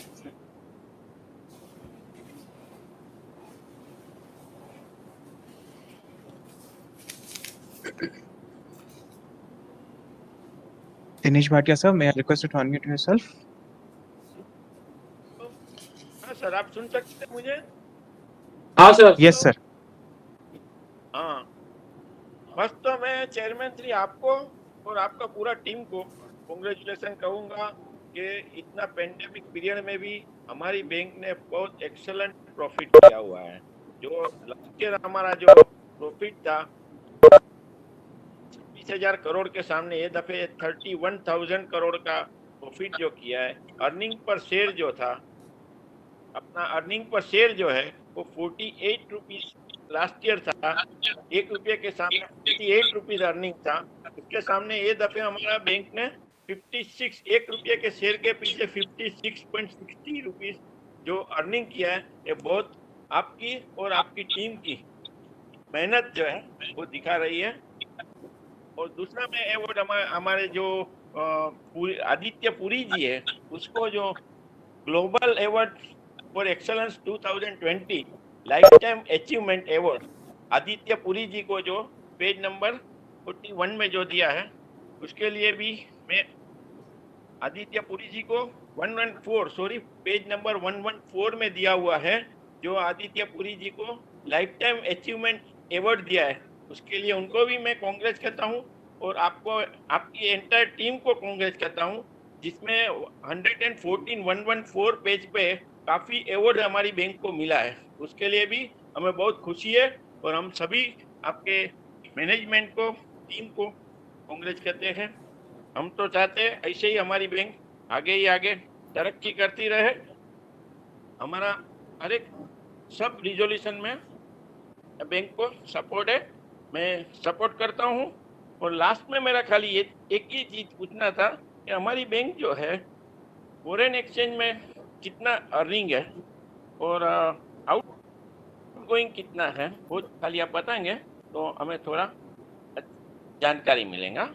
Thank you sir, आपने जो मौका दिया, जो secretary और secretary team ने जो हमें आपके साथ जोड़ने का जो मौका दिया, उसके लिए उनको भी आभार मानता। Thank you, Bhatia ji. Thanks. Moderator, this was the last speaker. Have we finished? I thank all the speakers who have taken pains to bring out many issues, latent or open or otherwise. I really thank them for taking a lot of pains and staying with us all through. With this, I conclude this session of speakers, members who have been wanting to speak. May I now request the Managing Director to respond to the queries raised by the members in a comprehensive fashion. Thank you, Chairman. Thank you, Speaker shareholders, for being patient enough to sort of let your questions at us. There are several of them. I'll try and consolidate in a logical manner. First of all, let me address the overall performance itself, because there are a lot of sub-questions that most of you had asked. I think this year, both FY21 and as we are going through, even through this, we are still in unprecedented times. The COVID pandemic has impacted not just us, but global humanity. In the light of this, obviously, we had a job to do. We had to continue to provide banking services to our customers. I think, during adversity, I think we sometimes, our people come out with brilliant thought processes. I think congratulations to the team to have been able to continue the journey. Of course, we are not perfect. We may not have done to the best of our ability, but they put in their best effort. And that's reflected in the financial performance for FY21. A decent and a healthy growth when you compare that this is one of the worst times in our history. COVID-2 sort of struck in April and May. We just declared the results this morning. As you can see, almost about 40, we worked only about 40 days, or rather people who had to go out to meet customers could move out just about 40 days because we were very clear that we needed to protect the risk and the health of our customers and of our staff. And that is the reason why we had a limited amount of play on our hands. But despite that, contrary to my own expectation, I think the results were reasonably healthy. Of course, once the pandemic is over, when normalcy returns, I think your bank, as it has shown in the last 26 years, will bounce back reasonably well. So this is, we are very sure. The chairman also mentioned that in his opening remarks, and both of us believe that the energy levels of the bank, of the teams, right through to the bottom, are all wonderful, and we are very proud of the bank, 120,000 people that we have in our outlets. A lot of questions have come about on the staff itself. Yes, we've had a fair. We are about 120,000 people. A lot of them had issues. Were infected by the pandemic. More than 17 to 18,000 people were infected, and we did lose a lot of our youngsters as well. A lot of people. So, as the chairman mentioned, I think we pay a lot of homage to them. We have done, and a lot of questions have come in. What is it that we have done? We've ensured that whatever was the salary that has been provided to them on a full year basis, the variable pay or the bonus was paid on a full year basis. We paid ex gratia, which is multiple times the salary over for a person.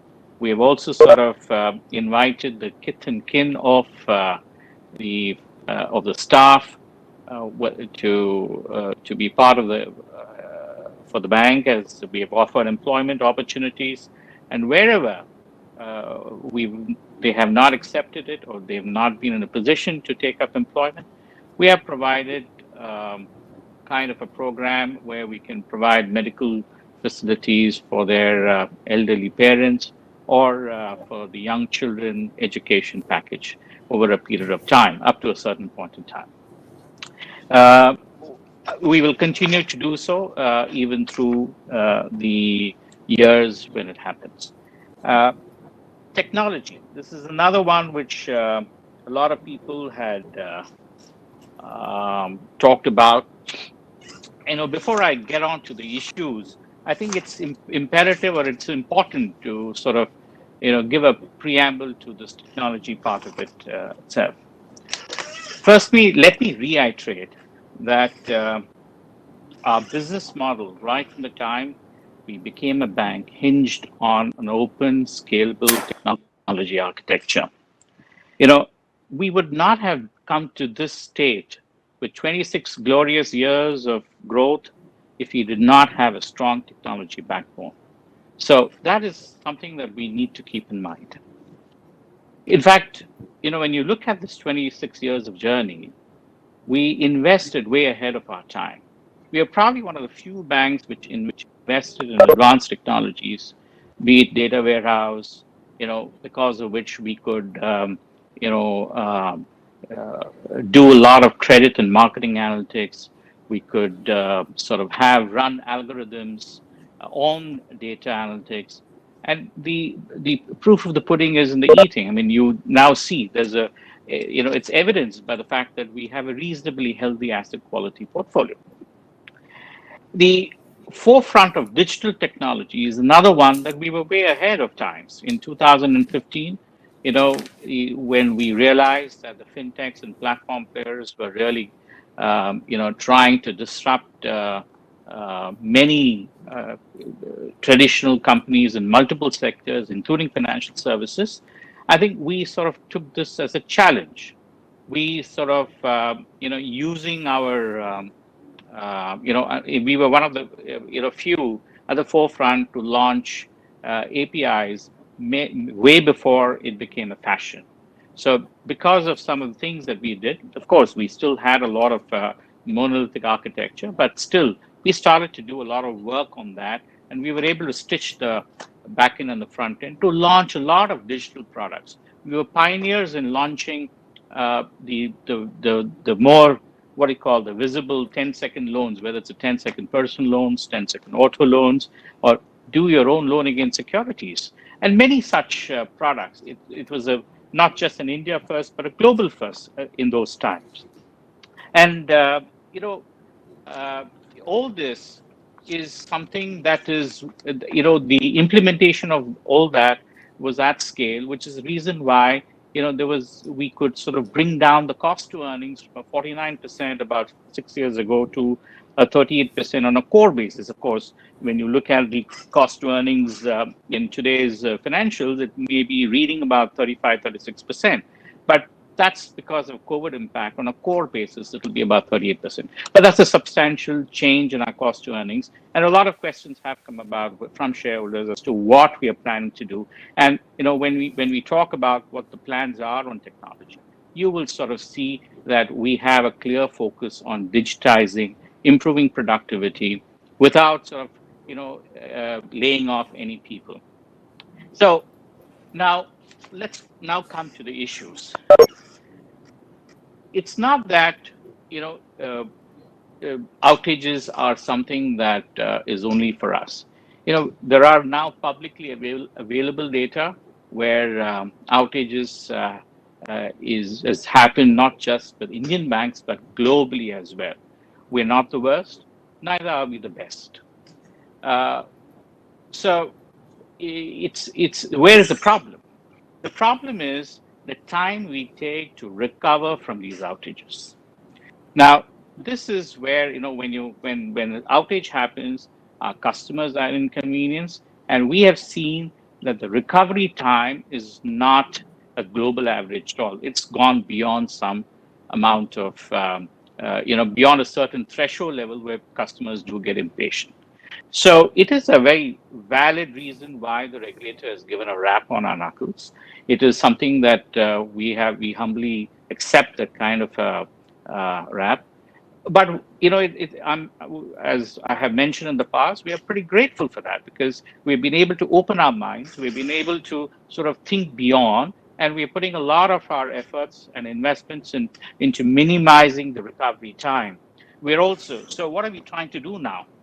We're trying to see that how is our existing architecture, which is reasonably sound, how can we hollow it? How can we convert it from a monolithic architecture to a microservices-based architecture so that it can be a cloud-native, cloud-ready architecture. We can put it into containers. We can have an orchestration engine so that when it comes to resiliency, when it comes to scale, we will be able to do it on demand. This is a very important aspect. It's not going to happen overnight, but this is a very clear plan that we have, which is being monitored just not at our level, but even at the board's level. We have an IT strategy committee, which sort of does it very religiously in terms of whether we are on plan. These things will take a bit of a time, but the work is started. What about, some of you all did ask about the disruptions by fintechs, the kind of, or by platform players. And it is a very valid fear. And this is not something that I'm saying it. Even the previous managing director mentioned, some of our board members are mentioning that how are we countering this kind of a threat? So there are two aspects to it. Either we sit and sulk, saying that yes, your fintechs and platform players are going to come and rock the boat and take your lunch away, or we think differently. We become like them. So the moment we start to get into microservices architecture, build new products and new developments on the cloud, which is what the chairman in his speech said, that we're creating two factories, two muscles, like the enterprise factory and the digital factory, to be able to build these new architecture, new designs on the cloud, which will ensure that we are able to compete with the fintechs and platform players. This is again a journey. You will start to see, you'll not see it overnight. It'll start to happen in 12 to 15 months' time. The whole thing will probably be unveiled in about 3 years' time. But having said that, while this is a good plan as we speak, you know, we need to ensure that we minimize some of the issues that we are facing today, and we cannot make it zero. We are trying to, you know, even with our existing architecture, because it will take a lot of time before we move to the cloud. So we are beefing up. We have beefed up capacity. It's not a new thing. We've been doing it over the last 3 years. We have said that it's better to have more capacity than that is needed, especially after going through this kind of a stress. Two, we are, you know, having new tools wherein the resiliency factor, wherein we are able to monitor the transactions, where pinpoint the diagnosis, to ensure that we are able to invoke the disaster recovery on time, is something that is in progress, and which is the reason why in the last 6-7 months the confidence levels of our team has been much better on that one issue, which is the recovery part of it. So these are some of the things, and a lot of people did want to know about the responsibility and accountability. Now, I can assure you that whether it's the board of directors or the regulator, I think both of them are extremely serious about when it comes to governance and when it comes to pinpointing responsibilities and accountabilities. We are an extremely wonderful organization. We're proud of what we have done, but obviously we are very clear that when it comes to responsibility, you seniors will take responsibility. And whilst we don't want to sort of embarrass anyone into saying that who are the ones responsible, but yes, the board, the management, and you know, have taken the decisions on accountability for all the aspects which have happened on the technology front, and not just on technology, but even on the other aspects where we have got a rap on our knuckles from the regulator through the kind of penalties that have been levied over the last couple of years.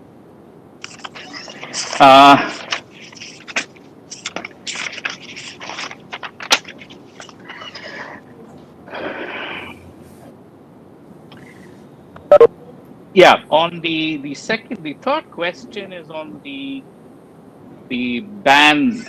Sorry, I'm not able to see people. Just a moment. Yeah. The second one, the third one is on, a lot of questions have come on the ban, the impact of the ban on our credit cards. Now, yes, you know, for the last 8 months, we have not been sourcing credit cards. It has impacted our run rate of acquisitions. I think there are market metrics which suggest that we have lost a bit of a share. But I can tell you that I think the head of payment products a couple of months ago also sort of came on to the media, and he spoke about it as well. And we have been in this situation in the past. As you know, the credit cards business, we were one of the last entrants in this business. We started off in early 2000s, whereas a lot of other banks had already started this journey much earlier. Well, we've through these 17, 18 years, I think we have become the number one player. So I'm sure with the kind of progress that we're making in terms of complying with regulatory directives, we believe, you know, as you know, in fact, just to add to the other questions that came about on the tech audit, yes, the tech audit has got over. I'm sure the Reserve Bank is examining that. Whenever the issue gets resolved, whenever they feel that yes, they're comfortable in terms of opening up, I can assure you that we have a lot of energy to bounce back as quickly as possible. I don't want to promise anything, but you will see the numbers when that happens. A lot of questions on the MasterCard ban. Yes, MasterCard is a significant partner as a franchisee partner for the bank. But the good part is, like in most of our businesses, we patronize on open architecture, whether it's for cards, whether it's for insurance, whether it's for mutual funds. We distribute a lot of other company products as well. Even in cards, we have multiple franchisees, whether it's a Visa, whether it's a MasterCard or a RuPay. So the bank today is protected in sort of having a failover mechanisms. So until the ban on MasterCard is lifted, I'm sure the head of payments will, and if when our embargo is lifted, the new cards could be on either of the platforms that I just spoke about. A lot of questions were on the monetization of HDB and HSL. But before we come to that, I think let me talk about HDB and HSL. Let's talk about HSL. That's an easier one. HSL gives broking as a service, broking as a product. Now, broking complements our offering to our customers. The bank offers savings, borrowings, payment products, investments. We don't have a broking product, and that's supplemented by our subsidiary, the HDFC Securities. So whilst it is doing extremely well, I also sort of recognize the fact that a lot of questions came about how do they stack up against new discount brokerages. You're right. The discount brokerages have been eating into the share of some of the marquee and traditional names. It's riding on better neo architecture. And I'm happy to say that our own HDFC Securities also has a plan, and you will see that countering the threats from discount brokerages with its own neo architecture or discount kind of a architecture as well. So, but having said that, I think we will do it extremely responsibly. We believe that over the next 2-3 years, you will start to see them gaining market share. This is one company that we're very proud to hold. In terms of monetization, I guess it's too premature even to think about it now. We will sort of, whilst I know the markets are very active, but I guess we would want to ensure that we create a great platform to be able to create a great competing product to our customers. And if you need to monetize it, we will think about it in future. On HDB, this is a company where we are holding as a pure financial investment. This is the company, the HDB Finance caters to about 1 or 2 customer segments below that what the bank caters to. It's a very well-run company because it's catering to a customer segment which is 1 or 2 notches below. There is, and this pandemic has had a huge impact on them. Shareholders probably would realize the kind of impact that customers of a certain strata have got impacted, not because of anything, it's purely because of supply side constraints. The lockdowns in the first wave, the multiple localized lockdowns in the second wave, and the fact that it has impacted some of the lives as well. In fact, the research done by our credit team suggests that the casualties of our customers is 4 to 5 times the normal that we see on a per annum basis. So it's been extremely unfortunate for some of our customers in the bank and even for HDB. I guess this is a temporary phenomena. So even if the gross NPLs have gone up over the last 15 months, it's principally because we're going through a phase which has been unprecedented. This I believe will recover the moment you see the economy opening up when normalcy returns. I think because a lot of these people, a lot of our customers are not willful defaulters. and especially at the retail and the MSME side. They have noble intentions, and once you have that, once the economy and their business models come back, they will pay back because they want a good credit history. So this is the kind of an experience we have seen in the past, and we believe that well-run, well-governed companies should sort of get back to normalcy as quickly as possible. So the monetization plans for HDB, not in as one of the shareholders did mention. I think we would like to wait. We may try to discover price initially, but in the medium term, I think we would want to watch how it recovers when it moves into a normal environment. At that point in time, we would think about listing it on the exchanges. A lot of questions on staff, which I have mentioned as to what all we have done. Of course, on the vaccination drive, you're right. I mean, when we entered wave 2, we had just about 1,000 people in the bank out of the 120,000 people who were vaccinated. But I must appreciate the kind of efforts that a lot of our people have taken in creating camps. We have undertaken more than 370 camps. As we speak, approximately 80 out of the 120,000 people have at least got vaccinated once. So this is where we are. You're right. I mean, it's imperative that we have all our staff to be vaccinated. It's a combination of what we have in terms of the supply of vaccinations. I guess this is an effort that we are continuously doing. I'm sure in about a month's time, we should have all our people vaccinated. That's our endeavor. A lot of questions on whether we have laid off, whether we have cut salaries. I think that's one thing that we are extremely proud of. All through the pandemic and even now, I think we are proud to say that we have run the ship in a norm as if nothing has happened. I think that's the kind of resilience that the institution has. We have had, in fact, on the contrary, we have added more people over the last 1 year, and all of them have got not just increments but also variable pays as well. Overseas strategy. This is an often asked question in multiple forums. Let me try and India is a very large country. We are still hugely underpenetrated in financial services.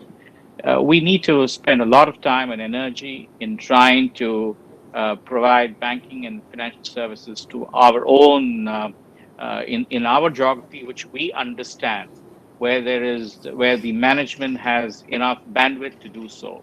Trying to go to another geography, whether it's any overseas territory, is going to dissipate our bandwidth, our energy, because it's a kind of a new demography.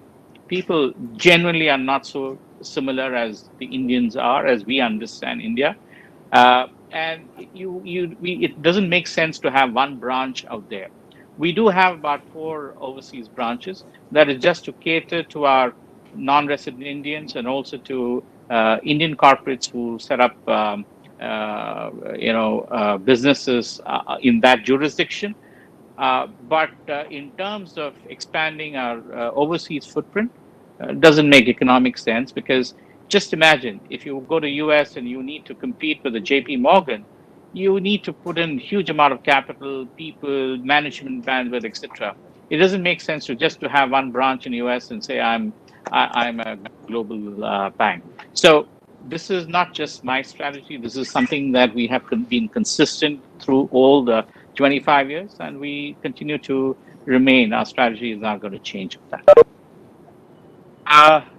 The status on RBI directive, I guess I did allude to it, but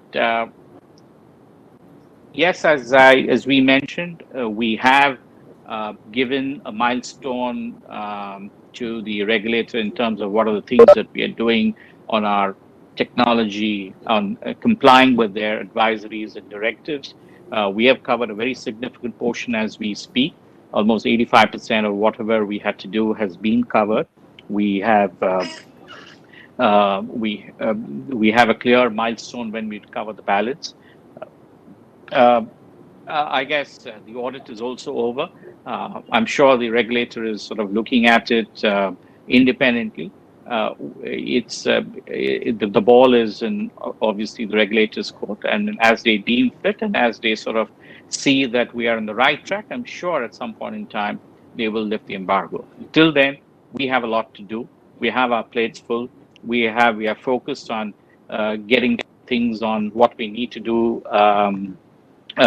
What we need to do on the technology front, what we need to do in our businesses in terms of trying to ensure that we strengthen our customer engagement, our customer service. And I will talk about customer service as a lot of people have commented on the same. CSR expenditure, I think, yes, we have been compliant right through. Yes, there was a shortfall in 2015-16. I hear you. If there is a shortfall, we will examine it whether we can cover it. No promises, but as you know, even spending a 600 plus or 630 plus crores per annum is not easy. It's not just doling out a check or writing a check and doing it. We have a finite bandwidth. We are very particular. The CSR committee of the board is extremely responsible. Why? Because they want to ensure that every penny that goes out, there is an accounting of that. There is an efficacy which is being measured and monitored. We want to broadly ensure that it's moving into sustainable development, where it creates a kind of a value addition to the intended beneficiaries. Your thoughts are noble. We'll examine whether we can cover up the shortfall in the coming years for sure. There was a lot of other questions on COVID related. Yes, we have spent a reasonable amount, almost about 1/6 of our spends that we did in the last year has been gone to COVID, including contributing to the PM Care Fund. We plan to have a similar number allocated for FY22 as well. Yes, we are going to be, partnering with large part of infrastructure companies, which is going to be setting up, in good COVID related or pandemic. I wouldn't call it COVID, but any future pandemic that may hit the country. I think we should be well prepared in terms of providing great infrastructure, including oxygen plants, etc. Insurance cost. I know some of you, one of you had mentioned about what is this huge increase in insurance costs.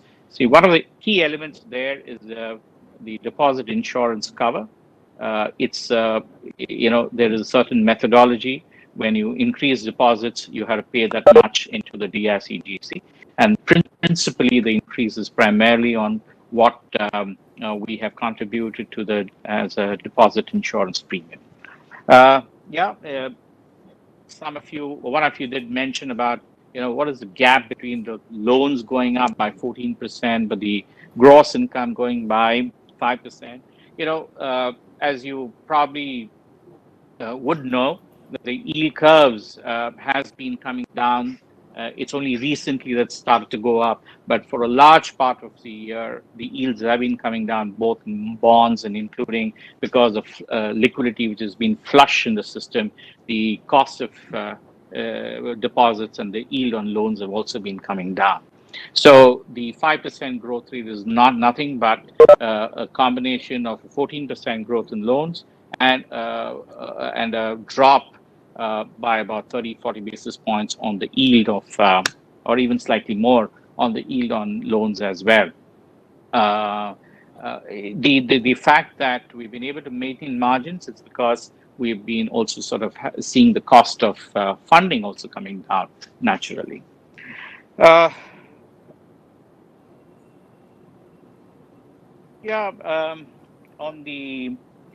some of the people talked about the assurance functions.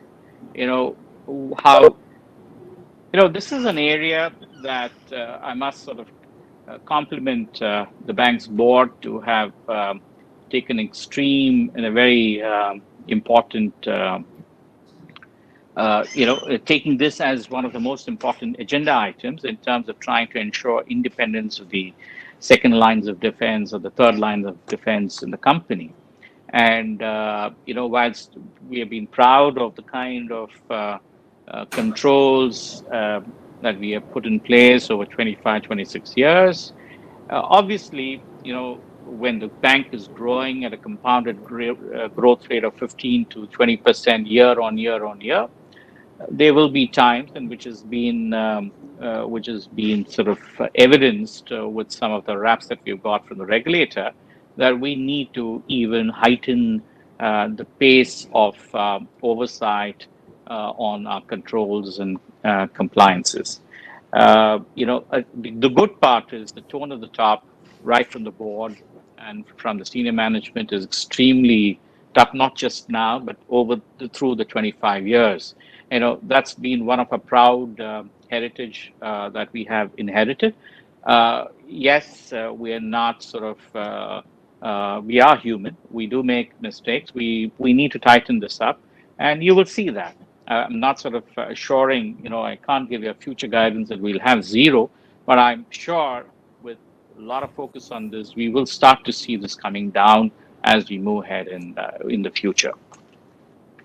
On employees, one of the people did mention about POSH cases moving up from 34 to 47. Let me first look at the kind of changes that we are doing on employees. We have launched a Nurture, Care, Collaborate program, which is being spearheaded by our Human Resources unit in conjunction with the entire supervisory architecture of the bank. We have 120,000 people. Around 108,000 are the bottom of the army, and the 12,000 people are the supervisory architecture. So each and every supervisory layer and every supervisor is being trained to treat the army with a lot of care, to handhold them. This is, after all, when you have, not all five fingers are the same. So whilst the intent is there, it'll take some time to ensure that there is standardization of thought processes. And this is not an overnight thing. This is not easy for me to say you that if I give an instruction, it'll be followed to the T. It'll take a lot of time. But at least there is a kind of institutionalized process by which the HR team and the supervisors are going to be focusing on this, including on the culture aspect, on treating even women respectfully. These kind of cases really are very distressing for all of us. We would love to minimize that, but unfortunately, there are some of these transgressions that happen. We take strict action if it's proven. We have to provide the kind of ensuring that this is true. If it's true, we are not lenient at all on such matters. But yes, it's both the board and at the senior management level. This is one area that we are distressed, and we would want to see this coming down. Customer service. Yeah, a lot of people talked about customer service, etc. This is, as the chairman did mention, and I've also written to the shareholders, this is an area of constant focus. We have been good with technology, but we need a lot of help in terms of not just to the frontline staff, in providing a lot of support from the back end and from technology as well. As a part of our plan that we have, we are trying to create a lot of services which will be on a self-service mode. In fact, even though some of our new age architecture will take a bit of a time, we are constantly trying to come out with tools and enablers that will try and simplify customers' interactions with the bank. We want to try and ensure that customers can do a lot of things, even in our existing infrastructure, from home, or when they walk into a branch. By the time they walk out, all their instructions should be on a straight-through basis. This will help to minimize some of the angst that customers have. We are at it. We have how we give targets to our people in terms of business numbers. We have given targets to the various customer touch points to even reduce some of the customer pains and customer complaints. This is our honest endeavor, and I'm sure that you will start to see that. We are happy. I mean, any one of you having grievances, please write to us. We try our best to, at the senior management level, to be able to, look at each and every complaint. If we have not been able to, for whatever reason, I'm sorry about it, but please do send it to us. I can assure you we'll try and provide a solution to you.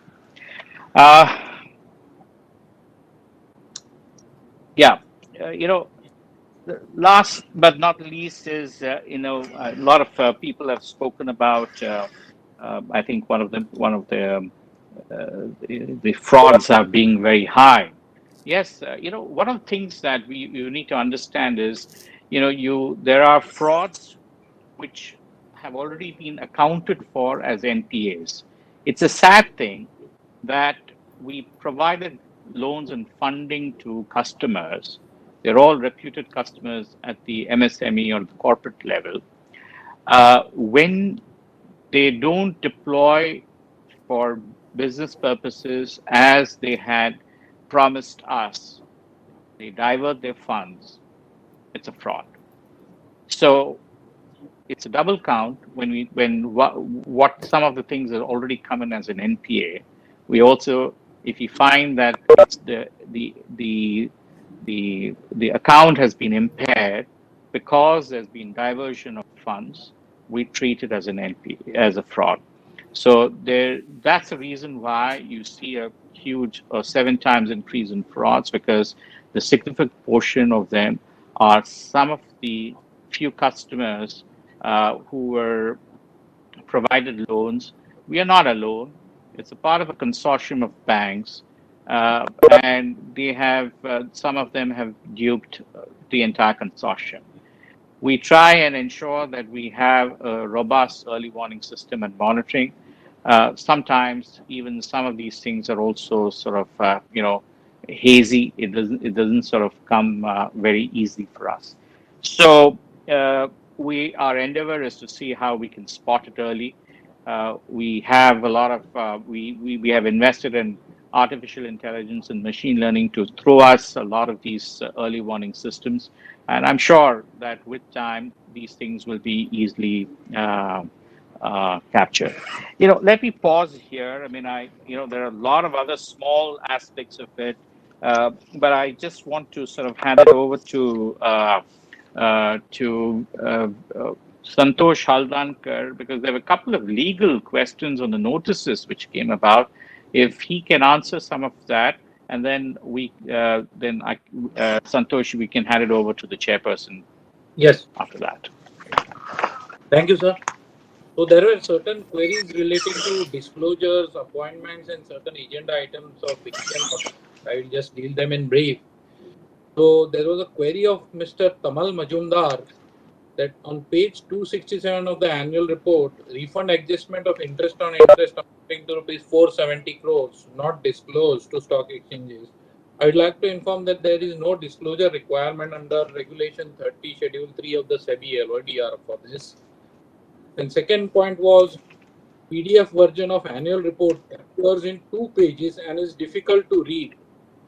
So he has suggested for a 1-page display. So I would like to state that the 2-page display is opted because of some graphics spread across 2 pages for better representation. No doubt we have taken a note of your suggestion and will implement this from the next year onwards. And there was a query from Mr. Vinayak Bapat on certain appointments of MD, Dr. Maheshwari, and dividend part. So I would like to inform that MD appointment has already been done by postal ballot in December 2020. Dr. Sunita Maheshwari's appointment is being considered at this AGM, sir. Special interim dividend already confirmed in the last AGM, and dividend recommended for this year is placed for approval in this AGM notice. There was a query from Ashit Kumar Pathak to throw light on the approval being taken from shareholders for bond issue up to 50,000 crores. I would like to inform, sir, the resolution for issue of perpetual bonds is being proposed at this AGM is only an enabling approval being sought from shareholders in accordance with the applicable regulations. This resolution is valid for the next 1 year from AGM date. And there was one query from Sharat Kumar Surekha on IEPF issue. Definitely, sir, we will look into this. I'll give you a call and have this matter settled. And second was why physical and reports are not posted. So I would like to inform shareholders may note that pursuant to circular number 2020 and 02 dated May 5th, read with circular number 14/2020 and circular number of SEBI dated May 12th respectively, the requirement of dispatching hard copy of notice and annual reports are dispensed with. Accordingly, we have not dispatched any physical copies. All have been sent by email to the shareholders. That's all, sir. I hand over the proceedings to Chairperson. Well, thank you, Shashi. Thank you, Santosh. You have handled most of the queries raised by the members in a very comprehensive fashion. Before I conclude the annual general meeting of the bank, I reiterate that the window for voting at this meeting by the members will be available for the last 30 minutes after the conclusion of this meeting. That is subsequent to the moment we finish this meeting. I request the members who have not voted to vote before the voting window is closed. The board of the bank has appointed Mr. B. Narasimhan, practicing company, as a scrutinizer to supervise the e-voting process. Further, I authorize Shri Santosh Haldankar, the company secretary, to declare the voting result at the earliest. The result of the e-voting, along with scrutinizer's report, will be declared within 2 working days of the AGM and would be communicated to the stock exchanges and also published on the website of the bank and NSDL. I thank all the members for attending the 27th annual general meeting of the bank and declare the proceedings of the AGM as closed. On behalf of the entire board and the management, I once again appeal to the members to take care and be safe as hopefully the pandemic goes through its last throes. Thank you. Thank you.